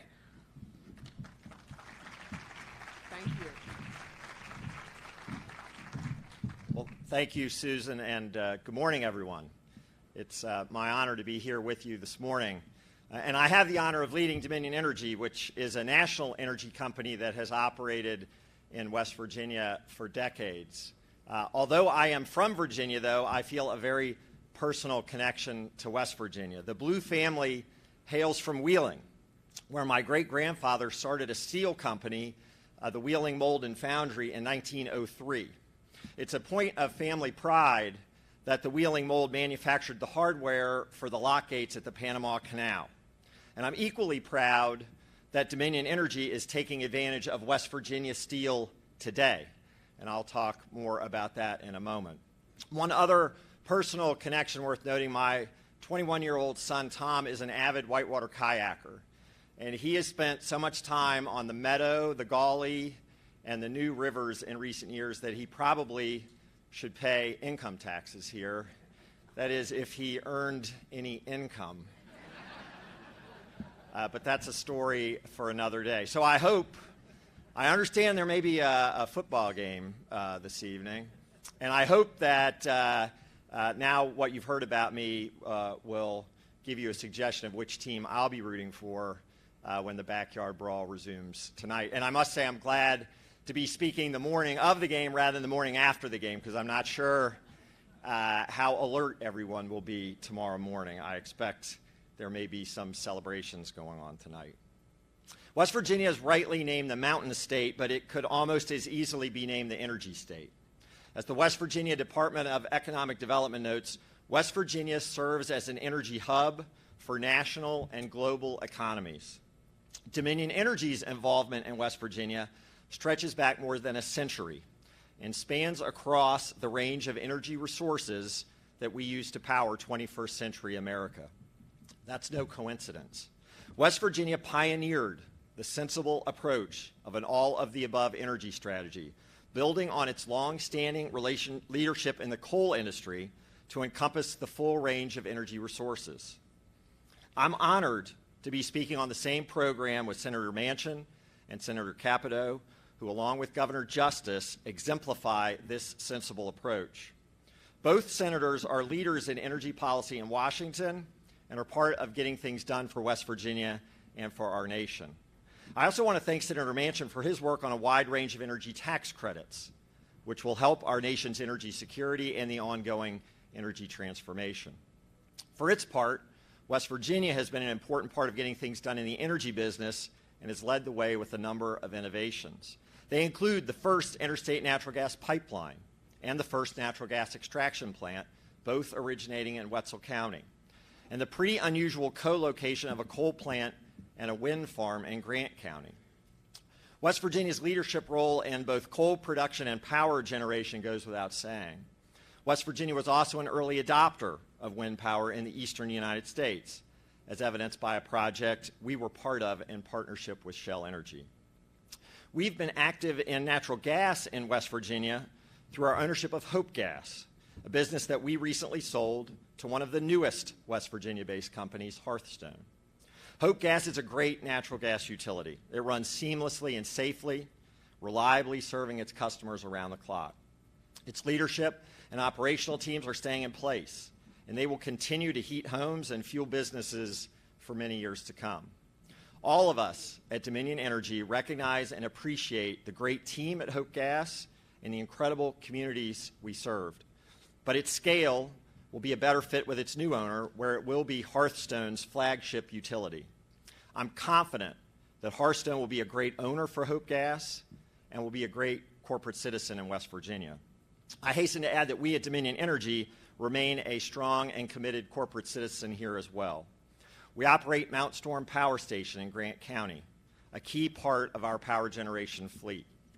That's why today, while we own both electric and natural gas utilities across the country, I'll be talking to you from the perspective of an electric company that operates power plants, because that will be our remaining business in West Virginia. We began working on Mount Storm in the early 1960s. Its 3 units came online over an 8-year period from 1965 until 1973. Together, those units generate enough electricity to power approximately 400,000 homes. Today, the plant is fully scrubbed, which eliminates more than 90% of the sulfur dioxide emissions known to contribute to acid rain. The plant also has a full suite of additional pollution controls in place to reduce other air emissions. It's been a good neighbor for decades, and we intend to remain a good neighbor. I had the pleasure of visiting our Mount Storm team not long ago, and their commitment to safety and operational excellence is second to none. Our employees are deeply involved in the community, and so is our company. That's the way we do business wherever we operate. Mount Storm has several key advantages in fulfilling our company's most important job, keeping the lights on. It can run on demand. It can run around the clock. It has fuel storage on site. And approximately half of its coal comes not just from the United States, not just from West Virginia, but from the county in which it operates. The remainder primarily comes from Southwest Pennsylvania. Let me pause for a minute on the issue of reliability. An electric utility has one fundamental job: keeping the lights on. We need to do that safely, we need to do it affordably, and we need to do it cleanly. But most of all, we need to do it: keep the lights on. You might say it this way: our job is to do one thing with many facets, and we need to do it all the time. Most of the time is not good enough. 99% of the time is not good enough. We need to never be satisfied with our reliability until it is perfect. We aren't there yet, but we're well above 99%. But around-the-clock reliability is important to our customers, and it's important to us. It's our North Star. Mount Storm is important to reliability. So is nuclear power, still in many ways the backbone of our power generation business. Dominion Energy operates 2 nuclear stations in Virginia, at the Surrey Power Station and North Anna Power Station. Our South Carolina utility operates 1 nuclear unit at V.C. Summer, and we have 2 nuclear units in Connecticut at Millstone Power Station. I mention our nuclear business because West Virginia's legislature made the wise decision this year to end the state's long-standing nuclear moratorium, abiding West Virginia's own John Chambers Council to try out new technologies and embrace a philosophy of constant change. Nuclear power has many advantages. It runs around the clock. In fact, well-run nuclear units like those at Dominion Energy can operate for 18 months at a time without interruption, more than 540 days, until they need to be refueled. The 7 nuclear units we operate today are all large, designed to power 200,000 or more homes and businesses 24/7. These units are vital to our energy security and reliability, and we're working hard to make sure our customers get the best value from these traditional units by licensing them for up to 80 years in the case of our Virginia units, where the regulatory environment supports continued investment. However, there's a need for new nuclear. The industry has coalesced around the potential for small modular reactors, able to serve about 75,000 customers, either around the clock or when needed, ramping up and down as the circumstances of the overall system dictate. To the military, small modular reactors are nothing new. They date to the first nuclear vessels more than a generation ago. Small modular reactors are a new concept to the civilian U.S. nuclear industry. We have high hopes to apply the lessons learned from the many decades the U.S. Navy has used small-scale reactors to serve our customers even more reliably. As we look to site small modular reactors, a natural home is on the site of current or former power plants. The needed transmission lines are in place. There's an energy workforce to build upon. And there is a history and an awareness of the positive role that energy infrastructure plays in the local community, in building a local tax base, and in diversifying the local economy. In terms of brownfield sites more broadly, solar energy has promise. Given its land-intensive nature, from a policy perspective, solar energy is as much about land use as it is about energy policy. Public officials in both parties have been supportive of incentives for siting solar on brownfield sites, recognizing that the costs of siting are somewhat higher than using a greenfield site. That's why we're so pleased to have a partnership in the coal fields of Virginia with the Nature Conservancy to develop solar on previously mined land. We think this is a great partnership with a long-standing friend of the company, and we're optimistic that this will be a model for other coal mining states, including West Virginia. Of course, our partnership with the Nature Conservancy in West Virginia dates back more than 2 decades. We were proud to help them protect the Bear Rocks Preserve, one of the most iconic landscapes in the state. And special thanks to Ben Hardesty, who has retired from Dominion Energy, but who I know is here for all the work that he did on that. To summarize, at Dominion Energy, we have long believed and continue to believe that an all-of-the-above approach to energy makes the most sense. Over time, the tools used in such a strategy have evolved. At one time, oil-fired generation was a substantial part of our fleet, but it's now a very small and rapidly decreasing part as technology, environmental standards, and customer expectations have evolved. West Virginia has been a great host for energy infrastructure for the entire energy age, including at Mount Storm. For that, we at Dominion Energy are very grateful. We appreciate that business and customer-friendly history and consistency. So do our colleagues who operate Mount Storm and the many suppliers and vendors who support the facility. That said, West Virginia's role in the energy industry goes beyond hosting energy infrastructure. As part of our company's effort to jumpstart a U.S.-based supply chain for offshore wind, we're building the first U.S.-flagged Jones Act-compliant offshore wind turbine installation vessel. The vessel is under construction right now in Brownsville Shipyard using American-made steel, made by Steel of West Virginia in Huntington. I cannot emphasize enough. That's worthy of applause. I cannot emphasize enough the importance of a U.S.-based supply chain. Our parents and grandparents made this country the workshop of the world. That manufacturing base, of which West Virginia was a big part, created the middle-class society that we all want to preserve, defended the cause of freedom, and led to a standard of living unequaled in previous human history. From a supply chain perspective, Pulitzer Prize-winning author and columnist Tom Friedman is right, in general, that the world is flat and that we need to compete globally in manufacturing. However, it is critical that we keep our leadership role in manufacturing in energy, to say nothing of defense and a host of other critical areas. Offshore wind is an opportunity to assert that leadership in a fast-growing area of the energy business. American-made steel is fundamental to doing that. The steel for the vessel is especially important. This is a maritime nation. A strong U.S. merchant marine is part of a strong America. At Dominion Energy, we're proud to be doing a small but meaningful part in advancing this cause, and we're particularly proud to be using West Virginia-made steel to do it. In closing, I want to commend West Virginia for the value proposition it offers to its residents and to businesses. At a time of significant inflation, especially for housing, West Virginia is among the most affordable states. The second most affordable in the nation, according to the aptly named Wallet Hub. West Virginia's natural beauty is the stuff of country music legend and is an attribute never to take for granted. On a policy note, this year's legislature made another very wise decision in addition to ending the state's nuclear moratorium. This time it was to invest a substantial portion of its budget surplus in economic development. This is not to say that other uses of one-time dollars are not worthwhile. Rather, investing in economic development clearly makes a lot of sense.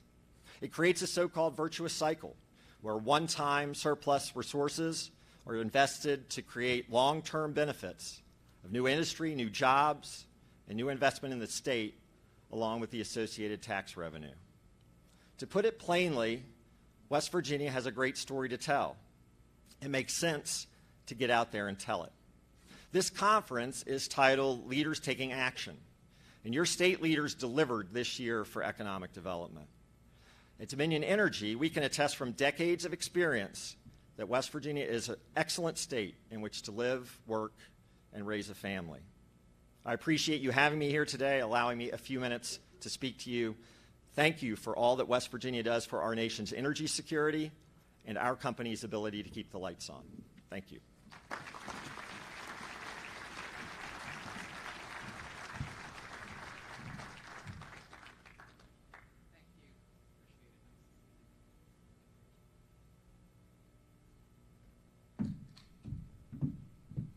Thank you so much, Robert, for joining us today. We really appreciate it. We're going to deviate from the agenda just for a second, and I would like to invite Heather Reams and Rebecca McPhail to the stage, and also our Senator Shelley Moore Capito.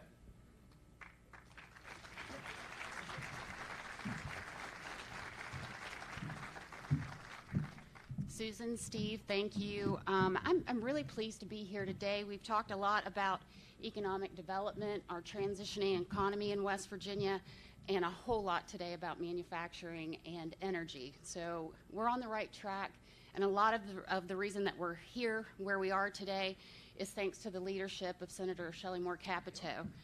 She's a great friend to our industries. She is a great leader in our state, and frankly, a fantastic representative for us in the Senate.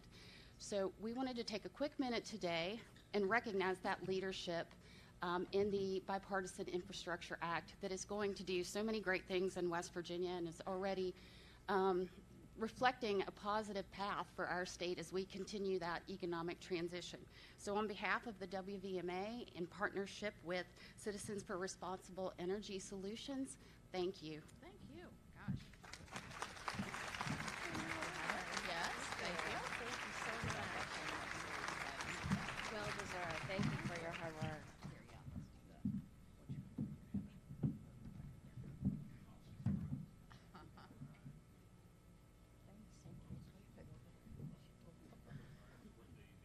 Come on, Bill, quicker. Hey now. Leave it to Bill Bissett to always make a joke at the end. Stick it right there. All right, you want to just, stay right there. So I'm excited to welcome back to the stage a great friend to the West Virginia Chamber of Commerce and to so many in this room, Senator Shelley Moore Capito. And I can tell you, as a woman-owned business owner in the state of West Virginia, Shelley has always been an inspiration to me and has been a mentor to me, and I appreciate that more than she knows. Senator Capito was elected to the U.S. Senate in 2014, winning all 55 counties. She repeated that extraordinary achievement in 2020 when she was reelected with more votes than any other candidate on the ballot in West Virginia. Senator Capito serves as the ranking Republican member of the Senate Environmental and Public Works Committee and previously served 7 terms in the U.S. House of Representatives and 2 terms in the West Virginia House of Delegates. Senator, it is great to have you, and we are so pleased that you are back with us. Thank you.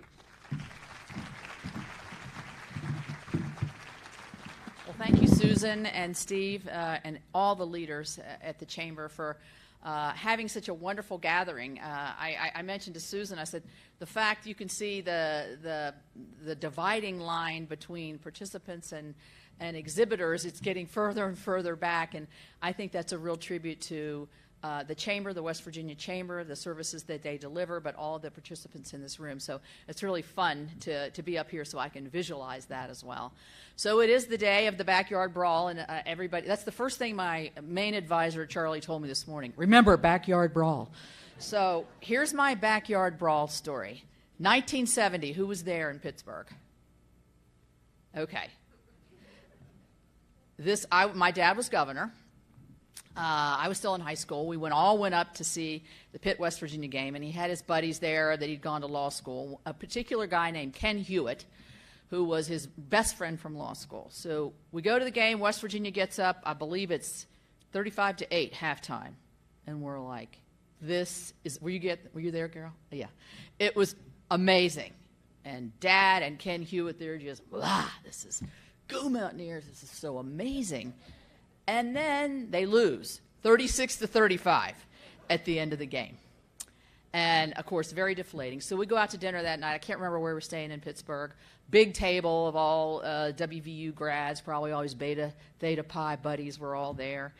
And Mr. Hewitt, Ken Hewitt, was so upset about the game that he got up and left and went to bed. So my dad stayed the whole time, had a great time with all his friends, and I remember watching, you know how when you're that age you're kind of watching what's going on, and I look over and my dad signs the bill, and he signs it to Ken Hewitt and Ken Hewitt's room. So that's my backyard brawl story. I thought, yeah, my dad was pretty clever sometimes, so he got out of that. But I wish WVU well, and I know it's going to be a lot of fun to have that.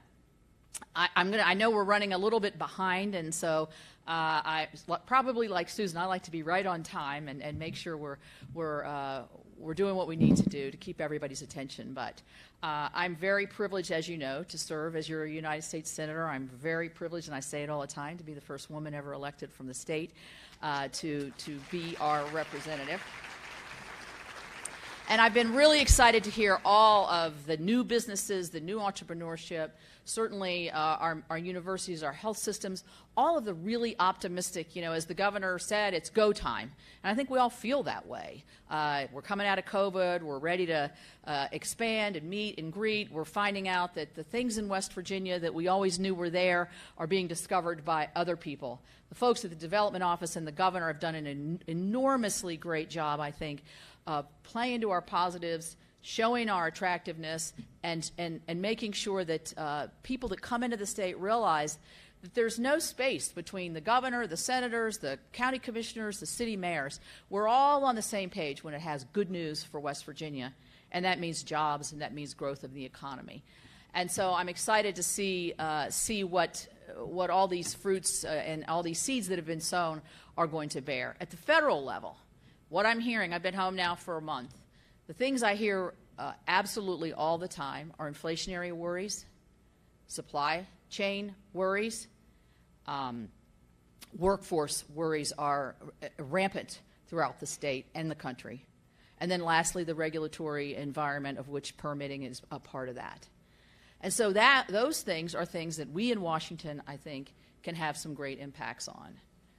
One of the things, and I'm going to disagree with my very good friend Senator Manchin, and he knows this, is we can't keep pouring money into inflame the inflationary fire that we see in this country. We know that the rescue plan that was passed last year put 4 points on inflation.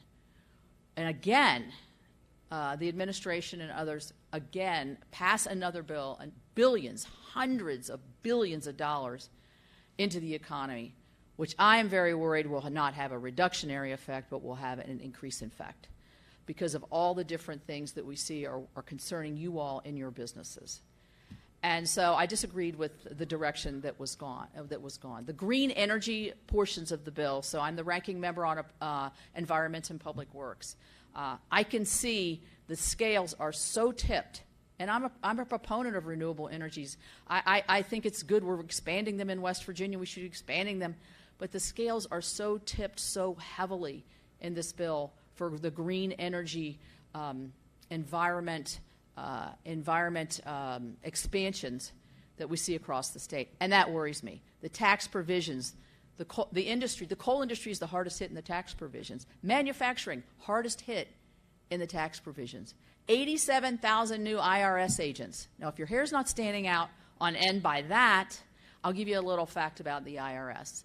Last year, in last year's budget, the IRS was, because they're falling further and further behind on their customer service, they were empowered to hire 10,000 new customer service agents. They could only hire 1,500 in a year. Why? Because they get the same problems you all do. They can't find people. They can't attract people. They can't get people to come. So how in the world they're going to hire 87,000 people? And the Tax Foundation has shown that this is going to be not just people who are over 400,000. It's going to be small businesses, individuals, and in my view, it's a broad overreach of an agency that has a lot of baggage, shall we say, to individuals and businesses. So I'm very concerned about the direction that I think this bill is going to take us. And so I've expressed this to Senator Manchin, and I know Gail's probably gotten an earful for him probably telling her can she get her to be quiet. So I'll tell you my Joe Manchin story, and this is kind of funny because Gail is here. We went to the Woody Williams funeral. We had a magnificent event in Washington, but this was the one we were in Charleston. And for those of you who were there, you'll know it was really cool. We were standing outside they did a flyover. And Joe and I were standing next to one another. And the minister who was charged with doing the principal service, he comes over and he says, "Hello, Senator Manchin. It's so great to see you, and I'm so proud of the work you're doing." And then he looks at me and he goes, "Hello, Mrs. Manchin. How are you doing?" And I, like the good daughter of Shelley and Archmore, said, "I'm doing just fine, thank you." And then he walks away. Joe's got this stricken look on his face. And I just looked at him and I said, "Sometimes I feel like I am married to you, Joe." And then he pulls the minister back over and he goes, "This is not my wife. This is the other senator here, Senator Shelley Moore Capito." And I said, "Joe, you really have to do that. We're at a funeral. It doesn't really matter." And he goes, "I was just worried what your husband would think if he was..." So it's interesting, they're sitting at the same table today. So anyway, a lot of people have asked me, you vehemently disagree with the direction that this has gone. I'm worried about the supply chain, and the workforce impacts this is going to have, what's going to happen to our small businesses. But in the end, people say, "Well, are you going to be able to work with Senator Manchin again?" Of course, I'm going to be able to work with Senator Manchin again. We've been around a long time, around one another. Everything that goes on in West Virginia is the most important things to us, and that will continue to be.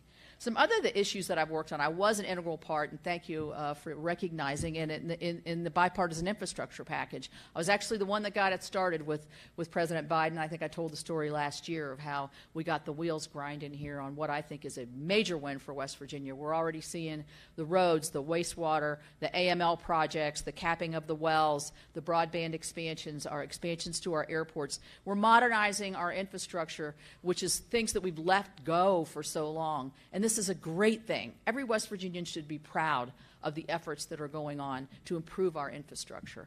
One of the ones I've had great passion for is broadband expansion.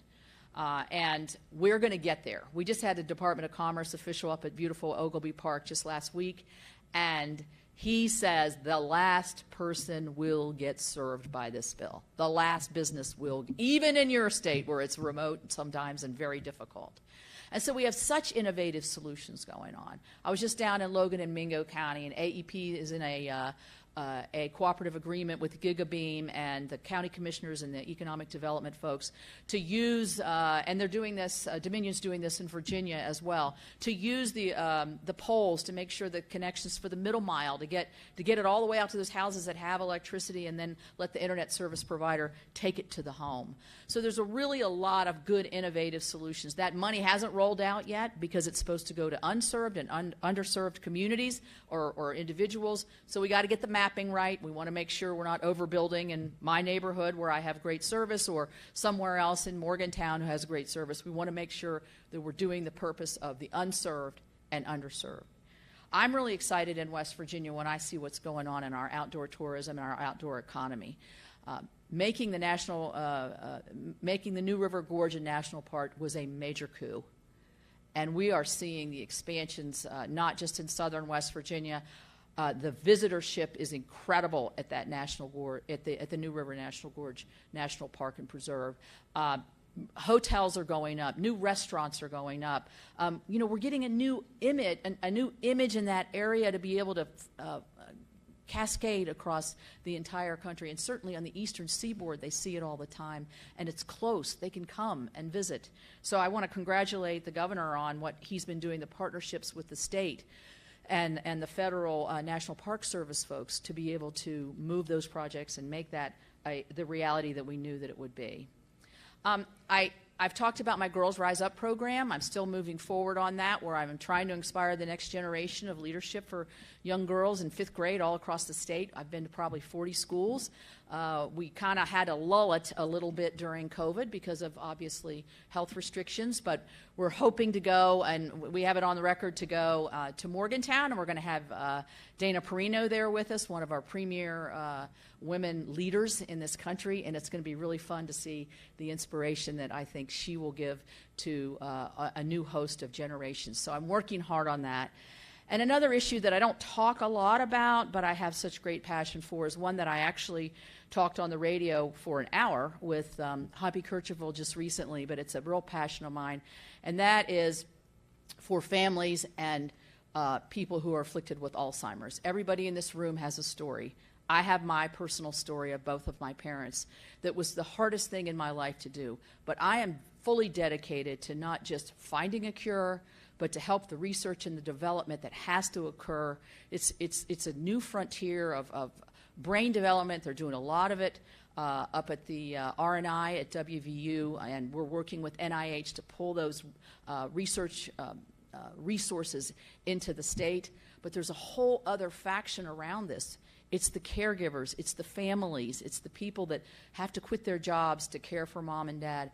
And I often said many times in my life, trying to figure out what to do with mom and dad, if I just had a book that said, when your dad gets in the car and won't get out, this is what you should do.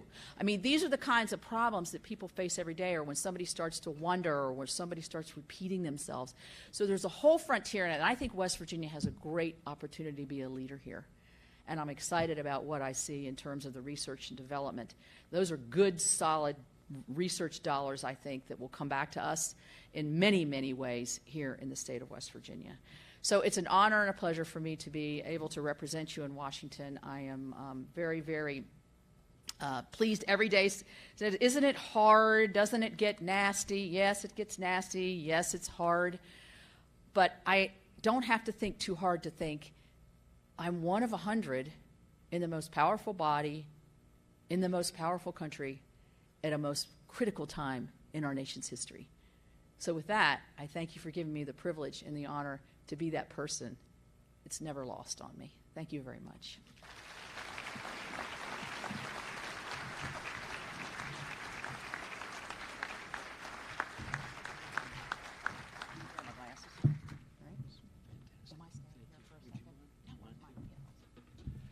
Senator Capito has agreed to stay on the stage for just a moment.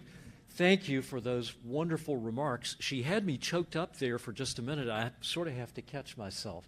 Thank you for your always kind, always generous, always gracious remarks. You have so many people who are great friends in this room and admirers of yours. Thank you for your service to our state and to our country. Thank you so much.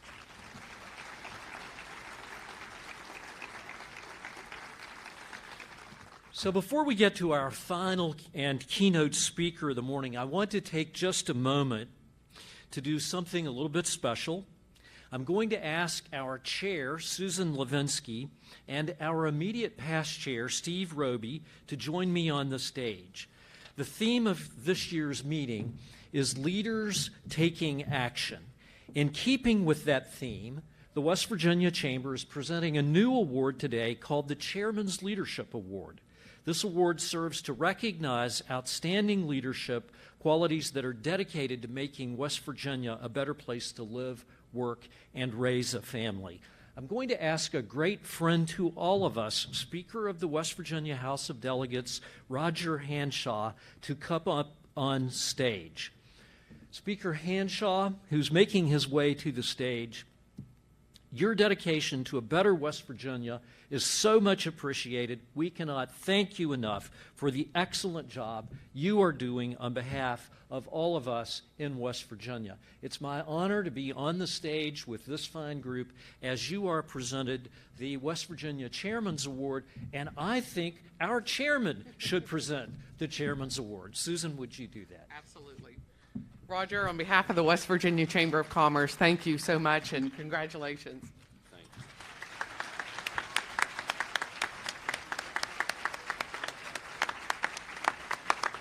You want me to hold it? You want to say a few words? Okay.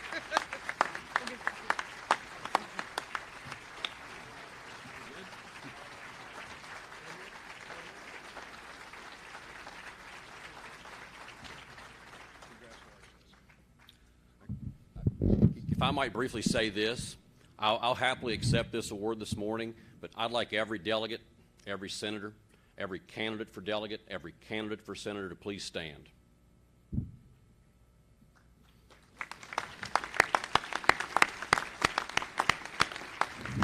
Yesterday was a good day. We did make several big announcements here in West Virginia. Today's another good day. Tomorrow will be a good day still. It is a bright day to be in West Virginia. It's a wonderful time to be here. But that only happens because people work hard. It only happens because our state chamber has put its shoulder to the wheel to help us who take business seriously, who take business issues seriously in the legislature, to make business a priority for our state, to be able to do that work. And I'm humbled by this award. I thank you very much for considering me for this award. You know, I've never made a secret of the fact that business issues and creating a new 21st century economy are the reasons why I'm in the legislature and involved in public service at all.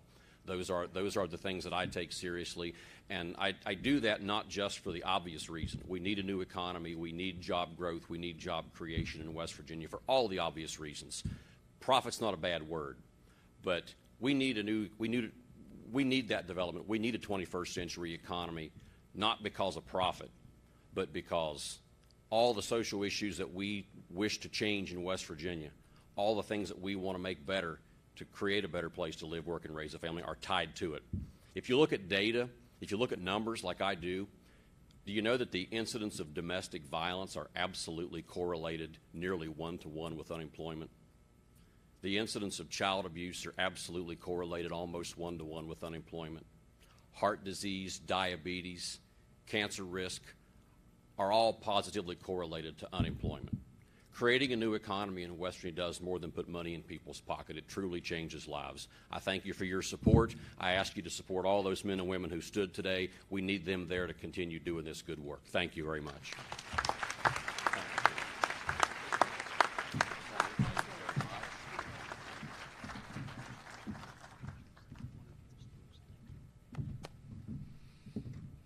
Well, we've now arrived at the keynote address for the Business Summit, and I am very excited to welcome an old friend back.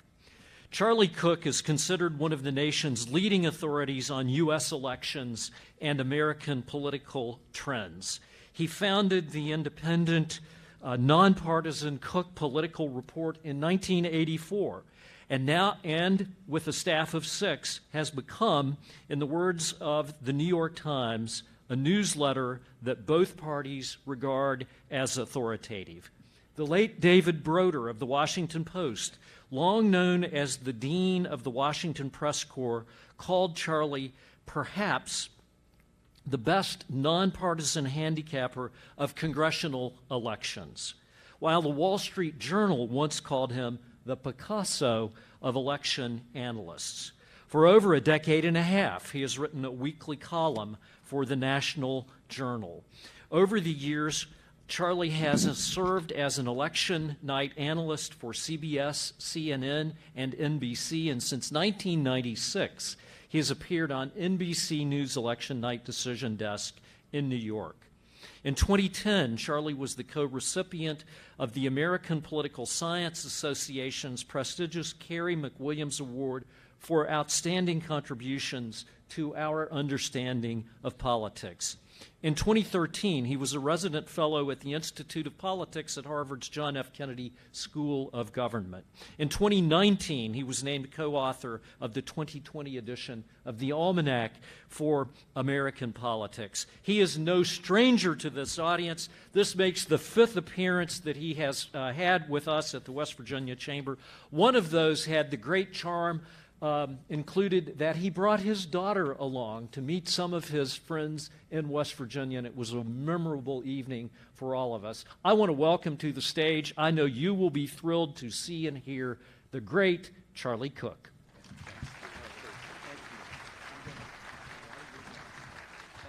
Thank you. You know, that introduction is way too long, and it was cutting into my time. And so I was kind of trying to get up. But thank you very much, Steve and Susan. And I'm trying to remember I believe the first time I ever spoke to the West Virginia Chamber was, I think it was in Charleston, and I believe, and Governor Underwood was in office. And it was really kind of cool to see the man that had been the youngest governor in American history and the oldest governor in American history. Obviously, a little bit of time in between, but that was very, very cool, very, very, very memorable.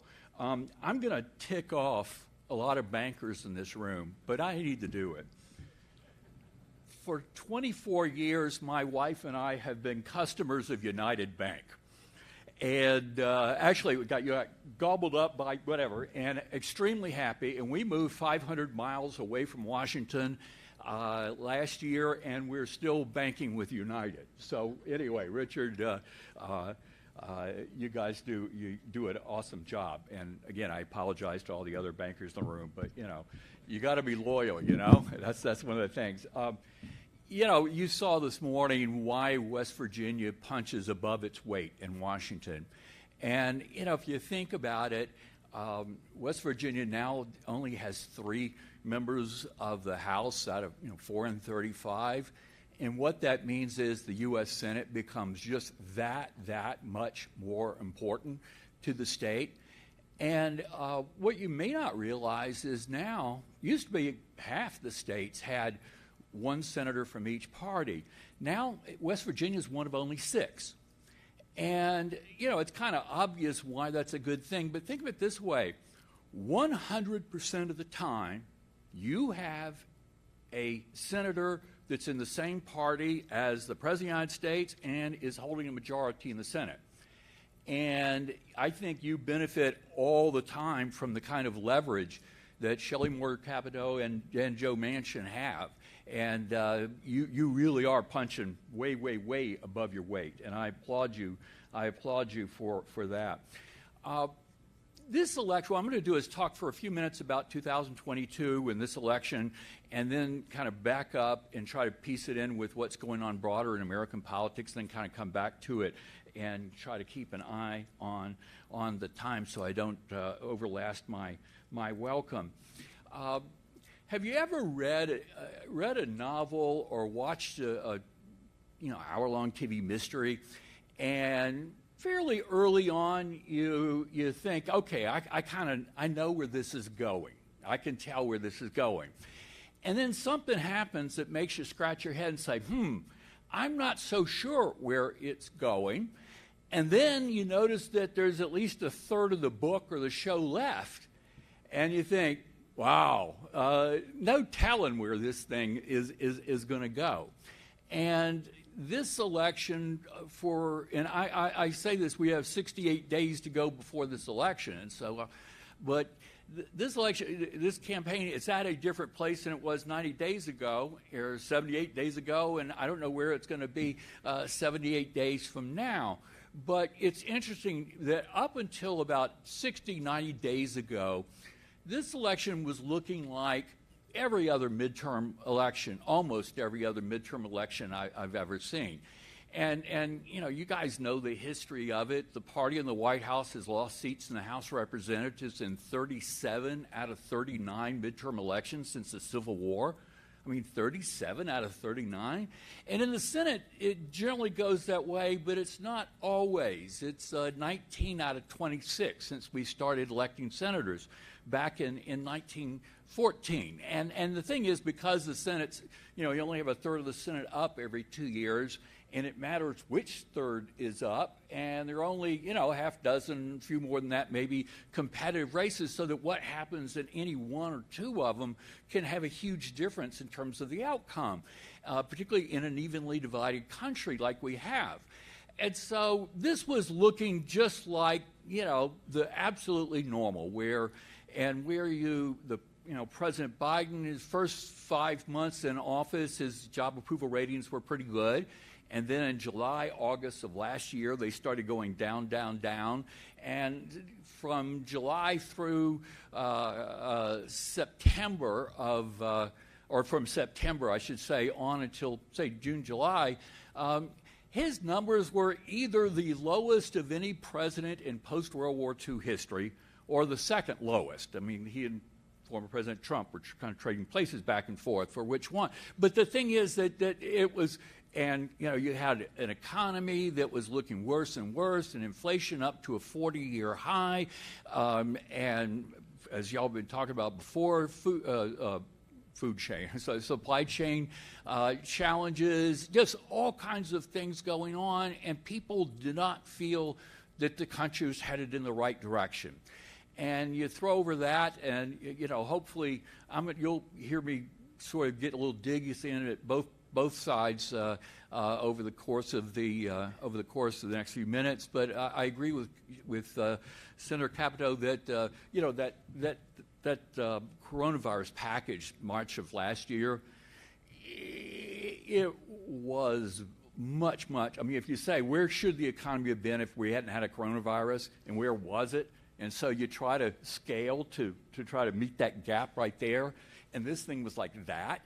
And obviously it was a reaction to a feeling that in 2009 with Obama, the package wasn't big enough, and which is why it was so slow for us to come out of that economic downturn. But where that thing was pretty big. And Senator Capito said at 4 points on inflation. I've seen a study from the Federal Reserve Bank of San Francisco said 3 points, and where our inflation went up before our comparable countries did. Now, they caught up because obviously their energy shock is a lot bigger than ours in terms of certainly the Europeans.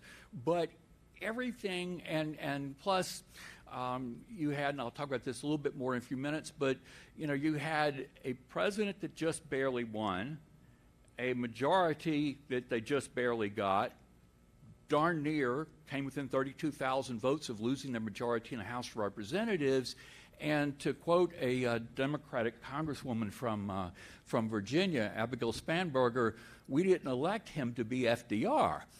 And when you do, well, let me talk about, well, anyway. So it was going the way you would expect, overreach, bad problems, everything going. They seemed snake bit. They couldn't get. They looked disorganized. They couldn't get their act together. All that, and the overreach. Anyway, so it was looking classic. And the spotlight was on President Biden, Democratic Congress, and all the problems facing the country. And then over the last 60 days, the spotlight hasn't moved away from President Biden and Democrats, and their numbers are still pretty bad, but it's kind of moved partially over and sort of widened out. So it's a little less like a spotlight and more like a floodlight, and that it's sort of starting to take in other things. And where President Biden's numbers, they have gone up some in the Gallup, but they're better than where they were, but they're still bad. And just to put it in context, just using the Gallup numbers, because for historic purposes, that's what you got to do, because they're the only ones who have been polling since, Moby Dick was a guppy, that that his job approval rating is exactly where President Obama's was at this point in 1994, before Democrats lost 63 seats in the House and 6 Senate seats. And so, they're better, but good? Heck no. But it started widening out. Now, some of this obviously was the Supreme Court, the Dodd Supreme Court decision reversing Roe v. Wade. And some of it was. But to be honest, I don't think that alone, and part of what's going on, part of what happens is in midterm elections, what typically happens for a party is if you're in the president's party, whether it's a Democrat or Republican, what kind of emotions might you be having? You might be satisfied, you might be happy, you might be complacent, you might be a little disappointed, you might be really disillusioned. But if your party won the last election, particularly Congress and the presidency, you're generally not deliriously happy, you're not ecstatic, and you're not hyper-motivated. And the party in the White House historically, their voters just simply don't turn out as much as they otherwise would have. Then you look over at the opposition party, again, whether it's Democrats or Republicans, but the opposition to the president's party, and they're usually in this increased partisan environment, madder than hell. They want revenge. I mean, they're generally hating everything that's going on. I'm exaggerating, but not that much. And they are hyper-motivated and turn out at a higher level than you might think. And that explains 90% of the electorate because while, 40% of voters say they're independent, but 3/4 of them either lean Republican and vote Republican or lean Democrat and vote Democrat. So there's only 10% in the middle. And this 10% in the middle, they're not conservative, they're not liberal, and you talk to them and sometimes they can add 2 and 2 and get 37. I mean, you kind of wonder how their logic kind of works. But the thing is, they tend to be very fickle, but most importantly, they get buyer's remorse. And it doesn't matter which party's in charge, Democrats or Republicans, whatever they were expecting, they didn't get, or it wasn't as good as they expected. And as a result, they tend to overwhelmingly vote against the party in the White House. So we saw the spotlight sort of broadening out and moving over some. And sure, it was the reversal of Roe v. Wade, did put a little bit of starch in Democrats' shorts, but it was still pretty far below the motivation level that Republicans had. And I would argue that what next happened, and there is several things, there's usually not one, but at least on the abortion thing, is some of the things going on in state capitals, either old laws triggered and coming in or new things being done, but they were things that went a little farther than most people kind of expected. And you look at the spectrum on the abortion issue, and that's not what we're here to talk about, but, you find, yes, you have some that are just militantly on the pro-life side and some that are militantly on the pro-choice side, but most Americans have some mix. They think there ought to be some limitations, but it's a little bit more nuanced than just pro or con, and that whatever they may have expected, some of these things that were happening, that news out of states and some decisions by judges, went a lot farther than I think a lot of people expected. And as a result, that, I think, moved the motivation level up too. The next thing was, I think it was former President Trump. Republicans need the focus to be on Biden and the Democratic Congress and that the economy is doing badly. That's where they should want 100% of the attention on that. And instead, you've got former President Trump and the issues and all this, and obviously he'd rather not have a lot of what's going on right now happening, but this is somebody who does enjoy the limelight and doesn't avoid it, and but that started sort of entering into it as well. And as a result, you started seeing the gap closing, and you saw even back before things started kind of changing a little bit, one thing that was notable was even when President Biden's numbers were at their worst and the Democratic Party's numbers overall were at their worst, Republicans had a lead on this question they call the generic congressional ballot test. If the election were held today, would you vote for the Democrat candidate for Congress or the Republican candidate? And it's a good surrogate for which way is the wind blowing, and is it light, moderate, or heavy? And Republicans had a lead of only like 2 or 3, and under those circumstances, you would have thought that it would be a lot wider than it was. And, we all kind of noticed it and went, I wonder what that's about. And you're wondering whether there may have been some brand damage there that was sort of holding them back from being fully benefiting from the situation that the other side was in. But now, and Wall Street Journal just came out with their new poll this morning. It had Democrats were ahead by like 3 on that. And we just started seeing a steady trickle of polls showing that basically roughly even. Now, it's a question that always kind of tilts Democrats by about 2 points.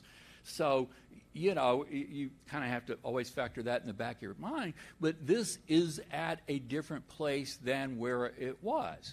And where 60, 90 days ago, there seemed to be a 90-what-odd% chance of Republicans taking the House. And I still think they will. But it's not at all certain, remotely as certain as it was, and it doesn't look like it would be today as big as you might think it would be. And the Senate, I think the Republican chances of taking the Senate had gone up to 60, 65% chance. I mean, a lot more likely than not that Republicans were going to pick up a net gain of at least 1 to take to flip control. And now it's flip a coin. And part of what's happened is that normally when a party is having trouble, when a party's having trouble, it's like they're facing a headwind. And the worse their troubles are, the heavier the headwind. And conversely, obviously, the other party has a very strong tailwind pushing them along. Well, when your party's having a great year, think of at the end, going into an election day in 1980, when former Governor Ronald Reagan was beating President Carter. I mean, Republicans had a 50, 60, 75-mile-an-hour tailwind at the end, and they had these massive gains of, a dozen Senate seats and 52 seats in the House of Representatives, 52, 53, something like that. Massive, massive gains. And so if you're the benefiting party from that heavy tailwind, one of the things that happens is all your really good candidates win. They all do. And just about all your pretty good candidates, and all your okay candidates. And then you come down, and you have people that you wouldn't have thought that God would have intended for them to be members of Congress winning, because their side's got this massive, massive tailwind. And back in 1980, I just use that as an example when Republicans had these huge gains, and 6 years later they had obviously had to defend all those new seats that they had picked up from Democrats, and you had some really good, solid people in that freshman class of Republicans elected in '80, and then you had some others, and then you had some interesting characters. And anyway, 6 years later, when Republicans were defending those seats, Bob Dole was a Republican leader in the Senate, and he said, majority leader, and he said, if we had known we were going to win control of the Senate, we'd have run better candidates. Because it was not a class, nothing comparable to anybody you got. Let's just put it that way. So this year, in the Senate, Democrats and Republicans were in sort of almost mirror opposite situations, where Democrats had some candidates they were defending four incumbent Democratic senators, Mark Kelly in Arizona, Raphael Warnock in Georgia, Catherine Cortez Masto in Nevada, Maggie Hassan in New Hampshire. The thing is, none of them were terribly problematic people. None of them had they wore blue jerseys, and if that's an asset or a liability, whatever, but none of them had big problems, but they were all running in states that are relatively close to the edge, and if your party is doing badly, wow, could I be up in another cycle, And if you had a Republican president having a midterm election, they'd probably have no problem at all. Anyway, so they had actually decent candidates, but in challenging places. Then flip her around, and Republicans had some good candidates, but there's some people that my wife is trying to get me to stop using the term wacko, and so I'm going with exotic and potentially problematic, or suboptimal, and where your good candidates are still going to, but some of these others that 60, 90 days ago probably would have won. Now, oh boy, that's really close to the edge. And again, and this specifically, what I'm talking about is Herschel Walker in Georgia and Blake Masters in Arizona, where let me tell you, Mitch McConnell would have much rather had somebody else carrying their banner in those two states than who they got. And in the case of Georgia and Walker, the Republican Party just sort of decided that they wanted to go with the big University of Georgia football star. In the case of Arizona and a couple of these other places, and including in the House, you had really good conventional Republicans that I think would very likely win. And then you had people that are, tempting the gods. What's the old joke? I gave up golfing, but, about a one iron that holding up, that only God can hit a one iron. About lightning or something. There's some golf joke. But anyway, I forgot where I was going with that. But anyway, they nominate some people that without a strong tailwind have problems. And one is Dr. Oz in Pennsylvania. Now, I know you guys don't exactly love Pennsylvania, particularly this week, and I just won't mention that I have a daughter-in-law that went to Pitt, but of course she also spent most of her childhood in West Virginia, so okay. But anyway, Pennsylvania, they had a good Republican candidate, and they had a good Democratic candidate, and they both lost their primaries. And so, in my opinion, either way, Pennsylvania was going to lose. It just depends on which one. They're just sort of different from each other.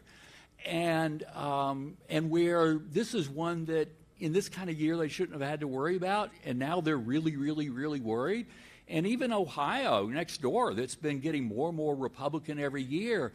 I think, some Republicans are a little unhappy that their candidate has, I'll say this as a Southerner, a bit of a metabolism problem.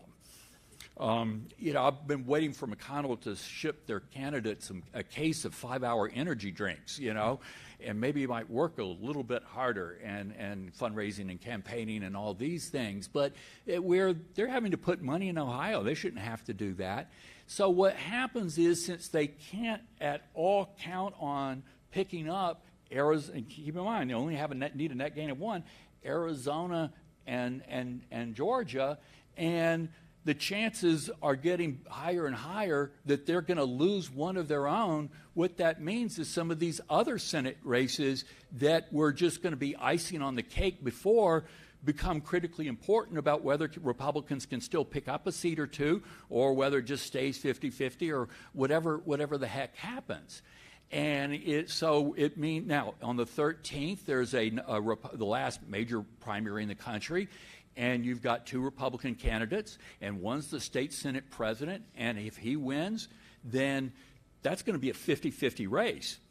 But if he loses and the more exotic candidate wins, Republican chances go down to, maybe 1 in 5, 1 in 3 best, that sort of thing. So it does make a difference. But it also means holding on to a Republican incumbent up in Wisconsin, Ron Johnson, becomes even more important. Knocking off Michael Bennet in Colorado. Suddenly places have become real important that weren't.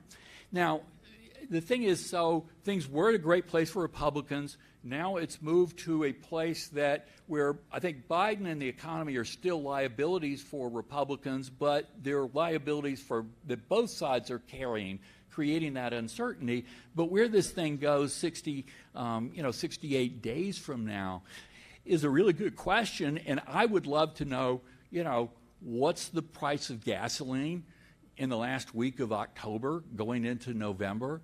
That would be something good to know. Or what about grocery prices? Food prices, what's happening there? What other things happen in the news cycle? So the thing is, it seemed like, using the House as an example, that Kevin McCarthy, the Republican leader, seemed to be measuring for drapes in the Speaker's office. And now Democrats are popping champagne corks, and quite frankly, I think Democrats popping the champagne corks are just as premature as McCarthy was, with the drapery. This book's got a ways to go, and so I wouldn't jump out there. I guess let me just close on this. And are we going to have time for a few questions or comments or accusations? Yes, no, no. Okay, now, one says yes and one says no. I don't see, Susan, with all due respect, I don't see you. I'm teasing. But let me just close on something, we all hear people talk about, well, the country is evenly divided, and it's become almost like a cliche. But the thing is, I think a lot of people don't realize just how evenly divided it is. And, Democrats like to point to, Biden won the national popular vote by 7 percentage points, and which was, double what Hillary Clinton's popular vote margin was, and 4.5 percentage points versus 2.1. But the thing is, looking at the national popular vote is like going to a football game and only keeping track of total yardage gained. I mean, it's interesting. It's a good number to know, but I'd much rather know what's on the scoreboard. That's how they really keep it up. But you think about the last two presidentials. 2016, 137 million people voted. You had six states were within a 1.5 or less. 6 states. Donald Trump won 4 out of 6, but more importantly, the 3 that really kind of put him over the top, Michigan, Pennsylvania, Wisconsin, his total margin combined was fewer than 78,000 votes in those 3 states combined, out of 137 million people voting. Wow. Well, you look at this one, where the national margin was wider, but in 2020, 159 million people voted, and there were 5 states that were decided by 1.5 or less. And just as 4 out of 6 broke for Republicans in 2016, in this one, 4 out of 5 broke for Biden. And that Georgia, Arizona, Wisconsin, Pennsylvania, the combined margin that Biden had was fewer than 126,000. So, I mean, we're talking tiny numbers. And, we all obviously remember 2000, where it came down to 537 votes in one state. But when you look at the U.S. Senate and the House, in the Senate, this is only the second time in history at the beginning of a new Congress we had an absolutely evenly divided U.S. Senate.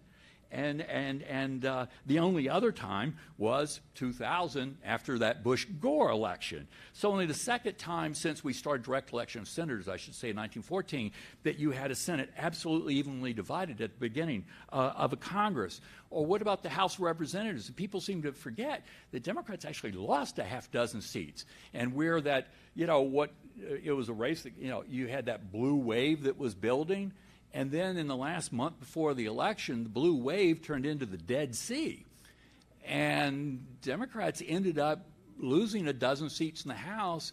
And Nancy Pelosi is the Speaker of the House right now, not Kevin McCarthy, by fewer than 32,000 votes total combined in 5 congressional districts around the country. And so this is where I know I'm 68, I'll be 69 in November. I'm sounding like, the old guy.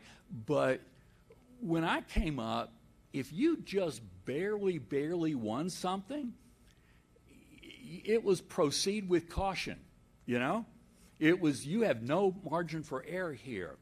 But now we're at a time, and I'll say Republicans kind of did this in 2017 and 18 when they had everything, and Democrats have been doing it last year and this year. It's like no win is too small to declare a mandate. And so even though our side just barely won, We're going to do bold, ambitious, remember the words, historic, transformational, compared to the great, to the New Deal and the Great Society. And what people sort of forget is that when Franklin Roosevelt, after he was elected and came in and was starting, the New Deal program, he didn't have just 50 Democrats in the Senate like President Biden has. He had 59, and in those days there were only 96 senators because it was before Hawaii and Alaska were states. When Lyndon Johnson came in, not 50 U.S. senators, there were 68 out of 100 U.S. senators. 68 were Democrats. What about the House? Basically Democrats at the beginning, they had 222. It's sort of called 220-ish. Compare that to 330. A bare majority is 218 in the House.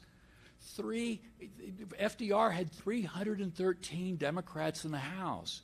Lyndon Johnson had 295.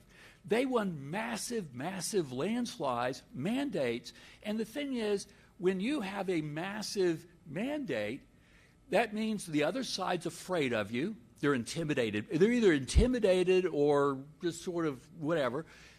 Your side, nobody doubts you're in charge. And think for a second. Think about the infrastructure bill.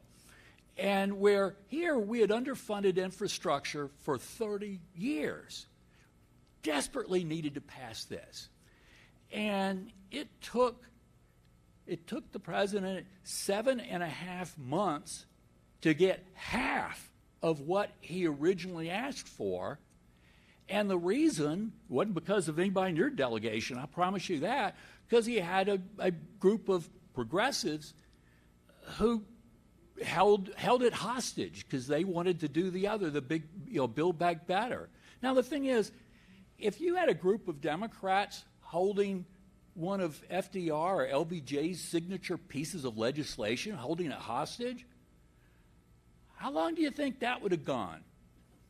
Would it be 7.5 minutes? It just wouldn't have happened. And part of this, and I don't like being critical of President Biden because I've known him a long time and I really like him. He's one of the most decent people you would ever meet. Just a wonderful guy. But they just made some real strong miscalculations. But in this context, it was nobody's afraid of him. Nobody's afraid of him. And think about this. I can't think of a time when a Speaker of the House and a President were of the same party and the President didn't want a Speaker to go to another country, a certain country, and they did it anyway. Would Lyndon Johnson have gone along with that? I don't think so. And there's just not, and when you have no margin for error, that's just, so, and I think part of it, and let me just sort of close on this, and then we can do a couple questions, is that, and again, I don't mean to be harsh towards President Biden because I do like him so much, but let's face it, he came in 4th in the Iowa caucus, he came in 5th in New Hampshire, and he had 100% name recognition among Democrats, and he was well liked in the party. But there were these, well, is he too old? Is he too accident prone? We want somebody younger. 4th and 5th place. And it wasn't until it became clear that Elizabeth Warren had collapsed. Bernie Sanders was nailing down sort of the left progressive lane of the party. The less progressive lane was split a dozen different ways. So that Bernie Sanders was probably 2 weeks, 3 weeks away from nailing down the Democratic nomination, and Democrats hit the panic button, and they went with Joe Biden. And then the coronavirus basically shut down the primary campaign and basically kept the campaign, sort of on a hiatus almost through the general election, which was pretty good circumstance for President Biden. But so that the thing is, I think while a lot of us expected he would be a center-left, incremental, sort of transitional president, and I think that's what he would have been. And then this is where I get a shot in the other direction. We had the November election. Republicans have 50 seats in the Senate, Democrats have 48, and we have these 2 Georgia runoffs on January 5th. And the thing is, Democrats had not won a U.S. Senate race in Georgia in 20 years, since 2000, when Zell Miller won. And both the Republicans had pluralities in the November election, but under Georgia law, you have to have a majority to get elected to the Senate. And so you have these runoffs, and this is where I do the shot the other way.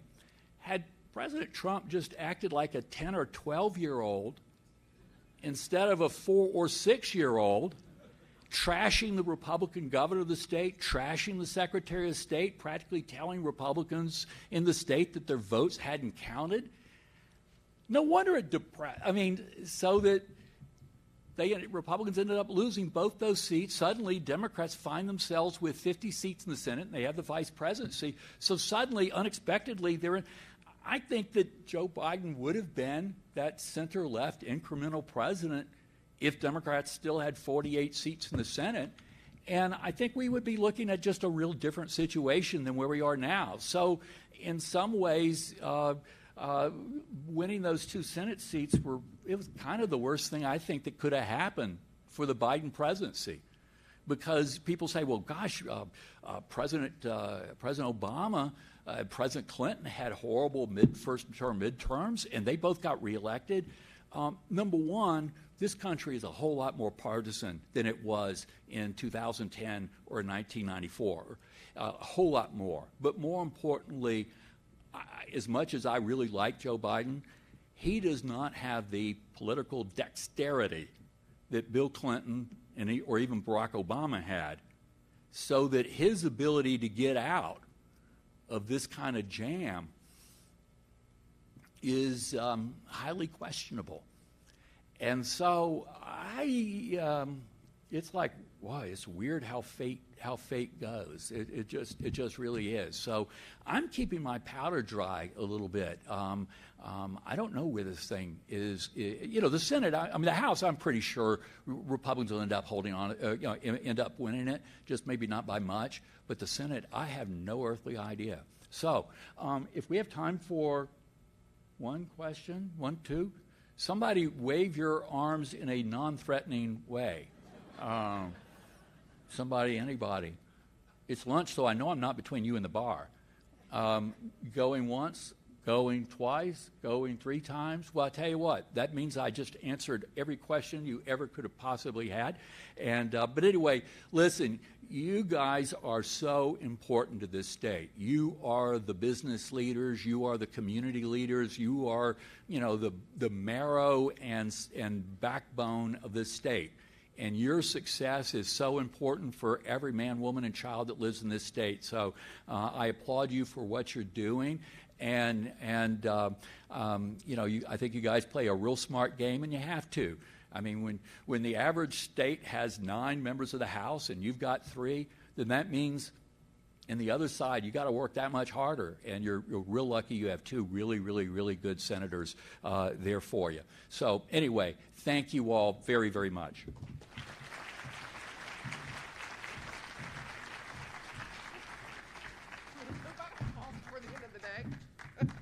Thank you so much, Shirley. We certainly appreciate all of those insights. I just got a text from my son. Apparently there's a new version of Sweet Caroline going around Morgantown today, so I'm sure that will be played loudly and often tonight. We have reached the end of our session for today, but just a couple of updates. 4 p.m. in the Colonial Hall, there will have presentation in the West Virginia Business Hall of Fame Awards. The Chamber PAC reception, again, is at 5:30, and the polling briefing will be at 5 right before that. There will be that reception for all Business Summit attendees at 6 o'clock, and then at 7 o'clock, we will cheer on the Mountaineers for the Backyard Brawl Watch Party. Reminder, wear casual, make sure you're in your WVU gear, wear casual to the receptions, and we will see you this evening. Go Mountaineers.